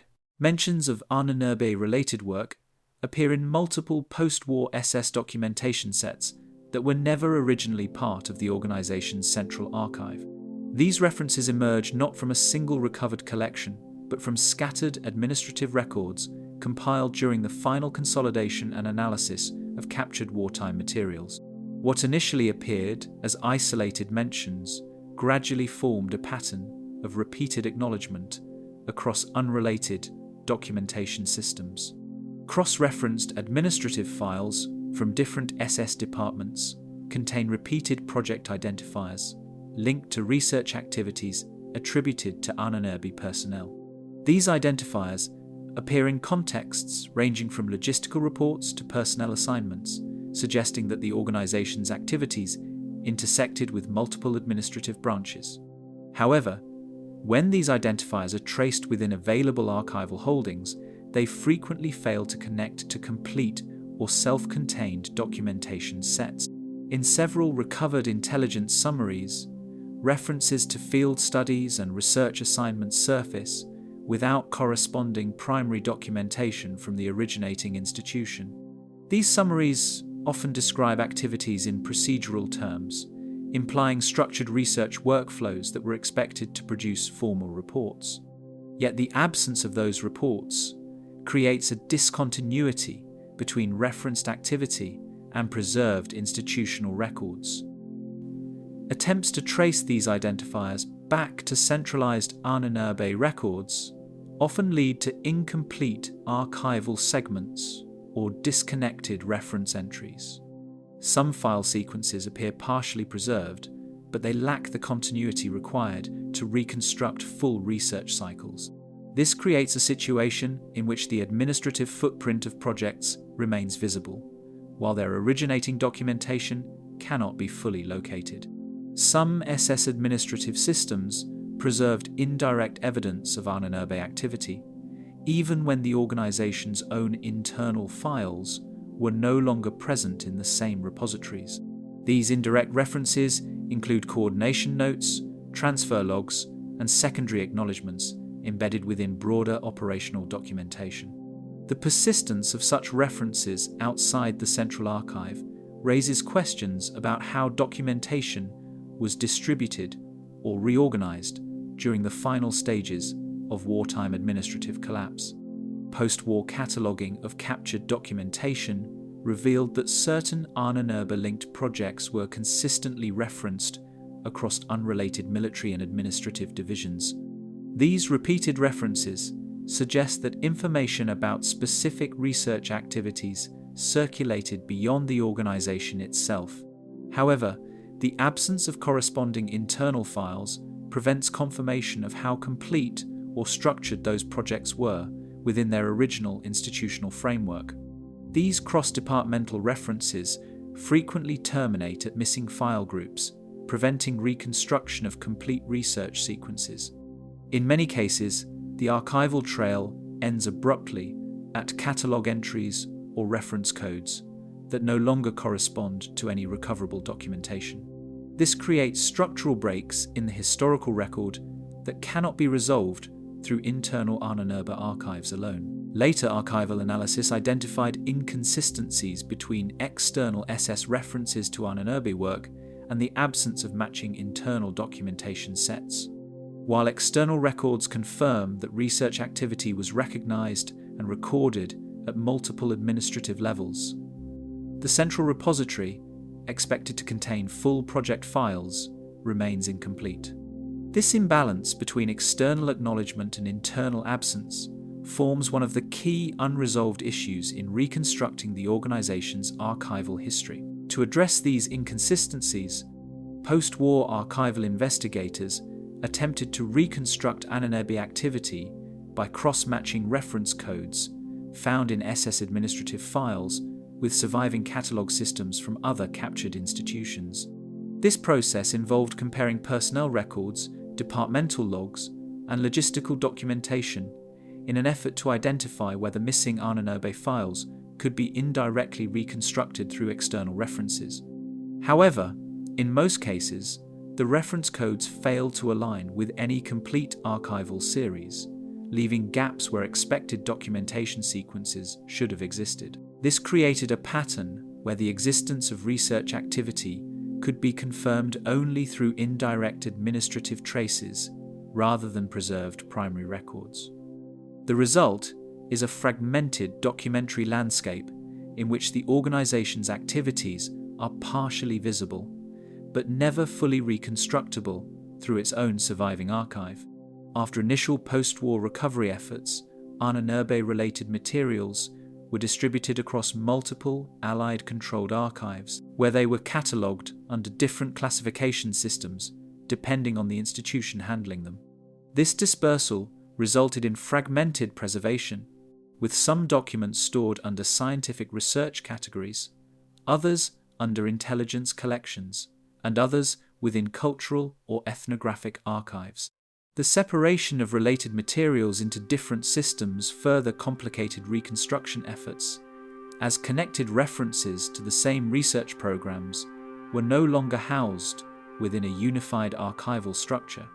The references to Ahnenerbe research remain visible in the records of other institutions, but the original files they point to no longer exist in any recoverable archive. The shipwrecks carrying unidentified wartime cargo, years of post-war maritime exploration and systematic wreck documentation gradually brought attention to sunken World War II vessels whose preserved structures appeared consistent with known ship types, yet whose associated cargo records failed to fully explain the materials later observed within their holds. What makes these discoveries particularly difficult to interpret is that the ships themselves often remain clearly identifiable through hull design, construction features, and surviving structural elements, while the internal configuration of what they carried tells a more fragmented story that does not always align with surviving wartime paperwork. In many cases, the physical vessel becomes a reliable historical marker, but its final voyage remains partially unaccounted for in the written record. Sonar mapping and deep-sea recovery missions conducted across multiple oceans have allowed researchers to confirm the identity of numerous wartime shipwrecks, even when internal inspections reveal configurations that do not align neatly with surviving archival descriptions.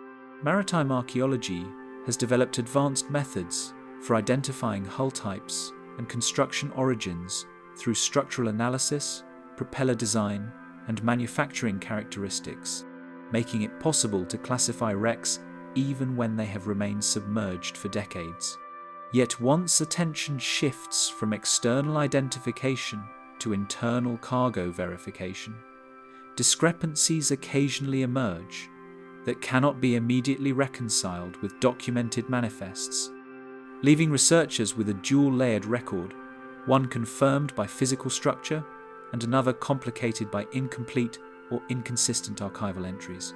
Naval logistics during the Second World War were shaped by rapidly changing operational demands, where convoy movements, emergency reallocations, and theatre-specific reporting systems often produced records that varied in structure and completeness across different fleets.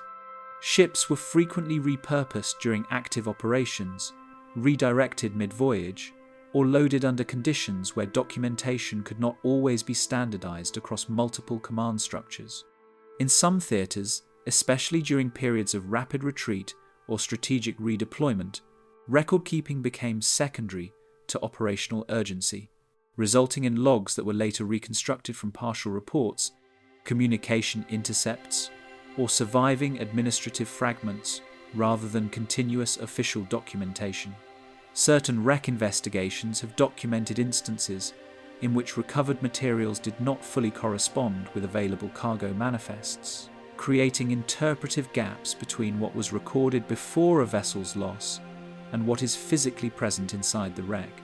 These cases are not typically presented as contradictions in isolation, but rather as instances where documentation appears incomplete when compared with physical evidence recovered during controlled surveys. Over time, this has led to careful reassessment of how wartime cargo was recorded, particularly in situations where emergency loading procedures or last-minute operational changes may not have been fully entered into official logs before a vessel departed. At extreme ocean depths, environmental conditions such as low oxygen levels and stable temperatures have preserved sections of shipwrecks in a state that allows for partial reconstruction of cargo layouts, even when documentary evidence remains fragmented or incomplete. In some wrecks, the arrangement of cargo remains relatively intact, with materials still positioned in ways that reflect loading patterns from the time of departure, offering a rare physical snapshot of wartime logistics frozen beneath layers of sediment and time. However, preservation does not guarantee interpretive clarity, as corrosion, structural collapse, and sediment intrusion can still obscure key contextual details needed to fully match physical contents with historical records. In several post-war salvage operations conducted after the end of the conflict, materials recovered from accessible shipwrecks were sometimes removed or documented in ways that later complicated full archaeological reassessment of the original cargo configuration. These early recovery efforts were often driven by practical priorities such as material reuse, hazard removal, or partial site clearance, rather than systematic historical documentation, meaning that some wrecks were examined and altered before modern maritime archaeology standards were fully established. As a result, later investigators returning to the same sites frequently encountered environments that had already been partially disturbed, with cargo arrangements that may no longer fully reflect the conditions at the time the vessel first sank. This introduced an additional layer of interpretive uncertainty, where discrepancies could arise not only from wartime records, but also from post-war human intervention at the wreck sites themselves. As World War II entered its final phase, increasing naval disruption across multiple theatres led to irregular record-keeping practices, particularly in evacuation routes and supply chains operating under urgent or collapsing command structures. Vessels involved in late war operations were often subject to accelerated loading, rerouting, or destruction orders, with documentation sometimes reflecting planned movements rather than actual outcomes. This divergence between intended records and final physical reality has created long-standing challenges for historians attempting to reconstruct the precise sequence of maritime activity during the closing stages of the conflict. Access to deep water wreck sites is often limited by legal protections, technical constraints, and the structural fragility of long-submerged vessels. Restricting the extent to which cargo holds can be fully surveyed or analysed in situ. Many wartime wrecks are now treated as protected sites due to their historical significance, and in some cases as maritime graves, meaning that intrusive exploration is restricted or heavily regulated. Even when access is permitted, technical limitations such as depth, visibility, and structural instability can prevent complete inspection, leaving portions of cargo holds unexamined and contributing to the persistence of incomplete archaeological understanding. What emerges across multiple verified wreck studies is a repeated condition in which vessel identity remains stable while cargo documentation fails to fully account for every element recovered within the ship's structure. This pattern does not point to a single cause or event, but rather reflects a broader wartime environment in which logistics, documentation, and operational execution did not always progress in perfect alignment. As a result, the historical record of certain voyages exists in two forms that do not always fully converge, one preserved in physical wreckage and another preserved in fragmented archival memory. A ship can retain its historical identity intact, while its final contents no longer fit within the record that once defined its journey. The disappearing death march victims. Infrastructure projects and archaeological surveys conducted along former World War II evacuation corridors in Eastern Europe have gradually uncovered scattered human remains and personal artifacts linked to forced wartime movements.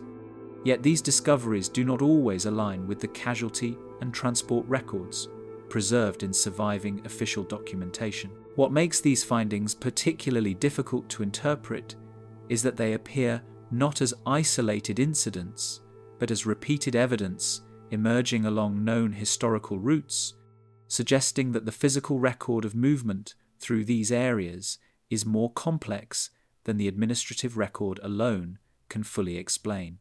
In many cases, these discoveries are made incidentally during construction or land development, where layers of soil that had remained undisturbed for decades are suddenly exposed, revealing traces of wartime passage that were never fully accounted for in written form. By the time the Eastern Front began collapsing in 1944 and 1945, evacuation and death march operations were unfolding under conditions where administrative systems were already breaking down, leading to inconsistent or incomplete wartime record-keeping across multiple regions.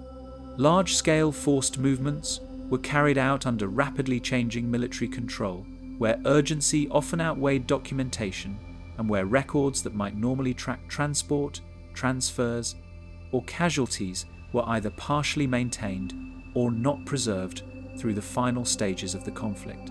This environment created a foundation where later historical reconstruction depends heavily on fragmented archives that vary in completeness depending on region and surviving institutional records. Evacuation routes from the final phase of the war are now studied as continuous spatial pathways where archaeologists compare recovered evidence against reconstructed wartime road networks to understand patterns of forced movement.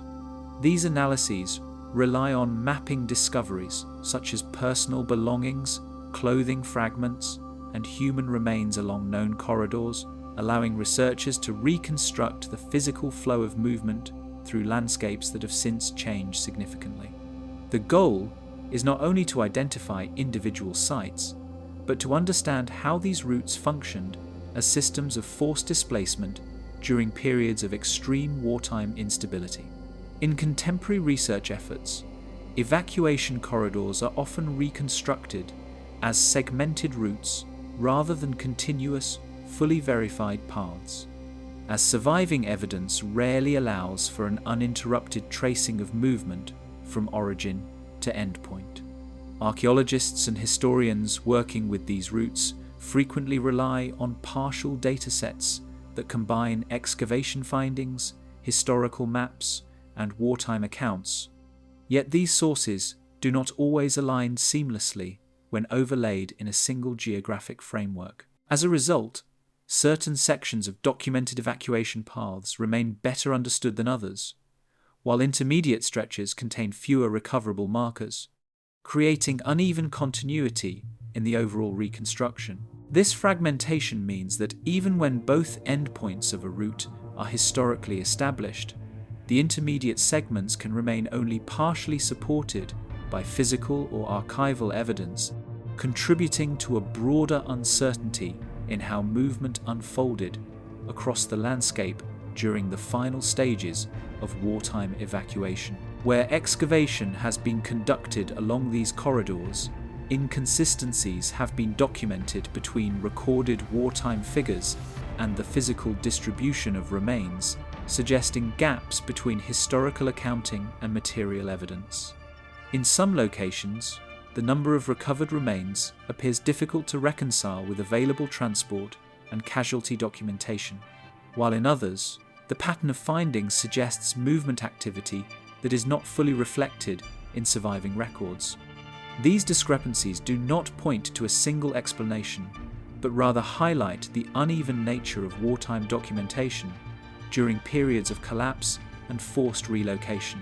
Some of the most persistent traces of these movements have been preserved in rural and forested terrain, where soil conditions and limited post-war development allowed fragments of evidence to remain undisturbed until modern construction or land use exposed them.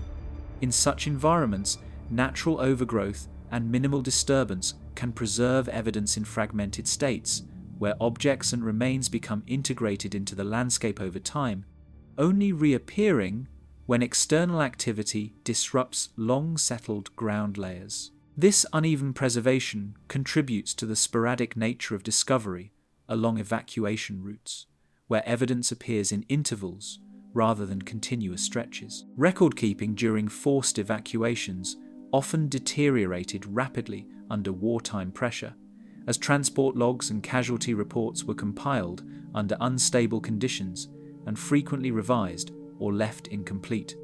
Administrative systems responsible for tracking movement were often disrupted by ongoing military operations, resulting in documentation that may have been recorded under incomplete information or updated retrospectively.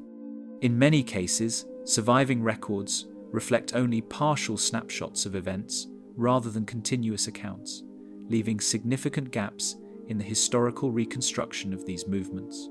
Many of the most revealing discoveries along these routes emerged only in later decades, when infrastructure expansion and land development unintentionally brought long-buried evidence back to the surface.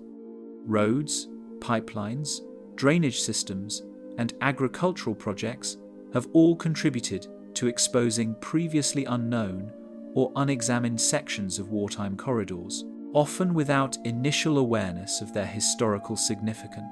Once identified, these discoveries have required reassessment within broader wartime studies, adding new layers of complexity to already incomplete historical frameworks. Repeated findings along multiple evacuation corridors continue to show a gap between wartime documentation and the physical evidence recovered from the same routes.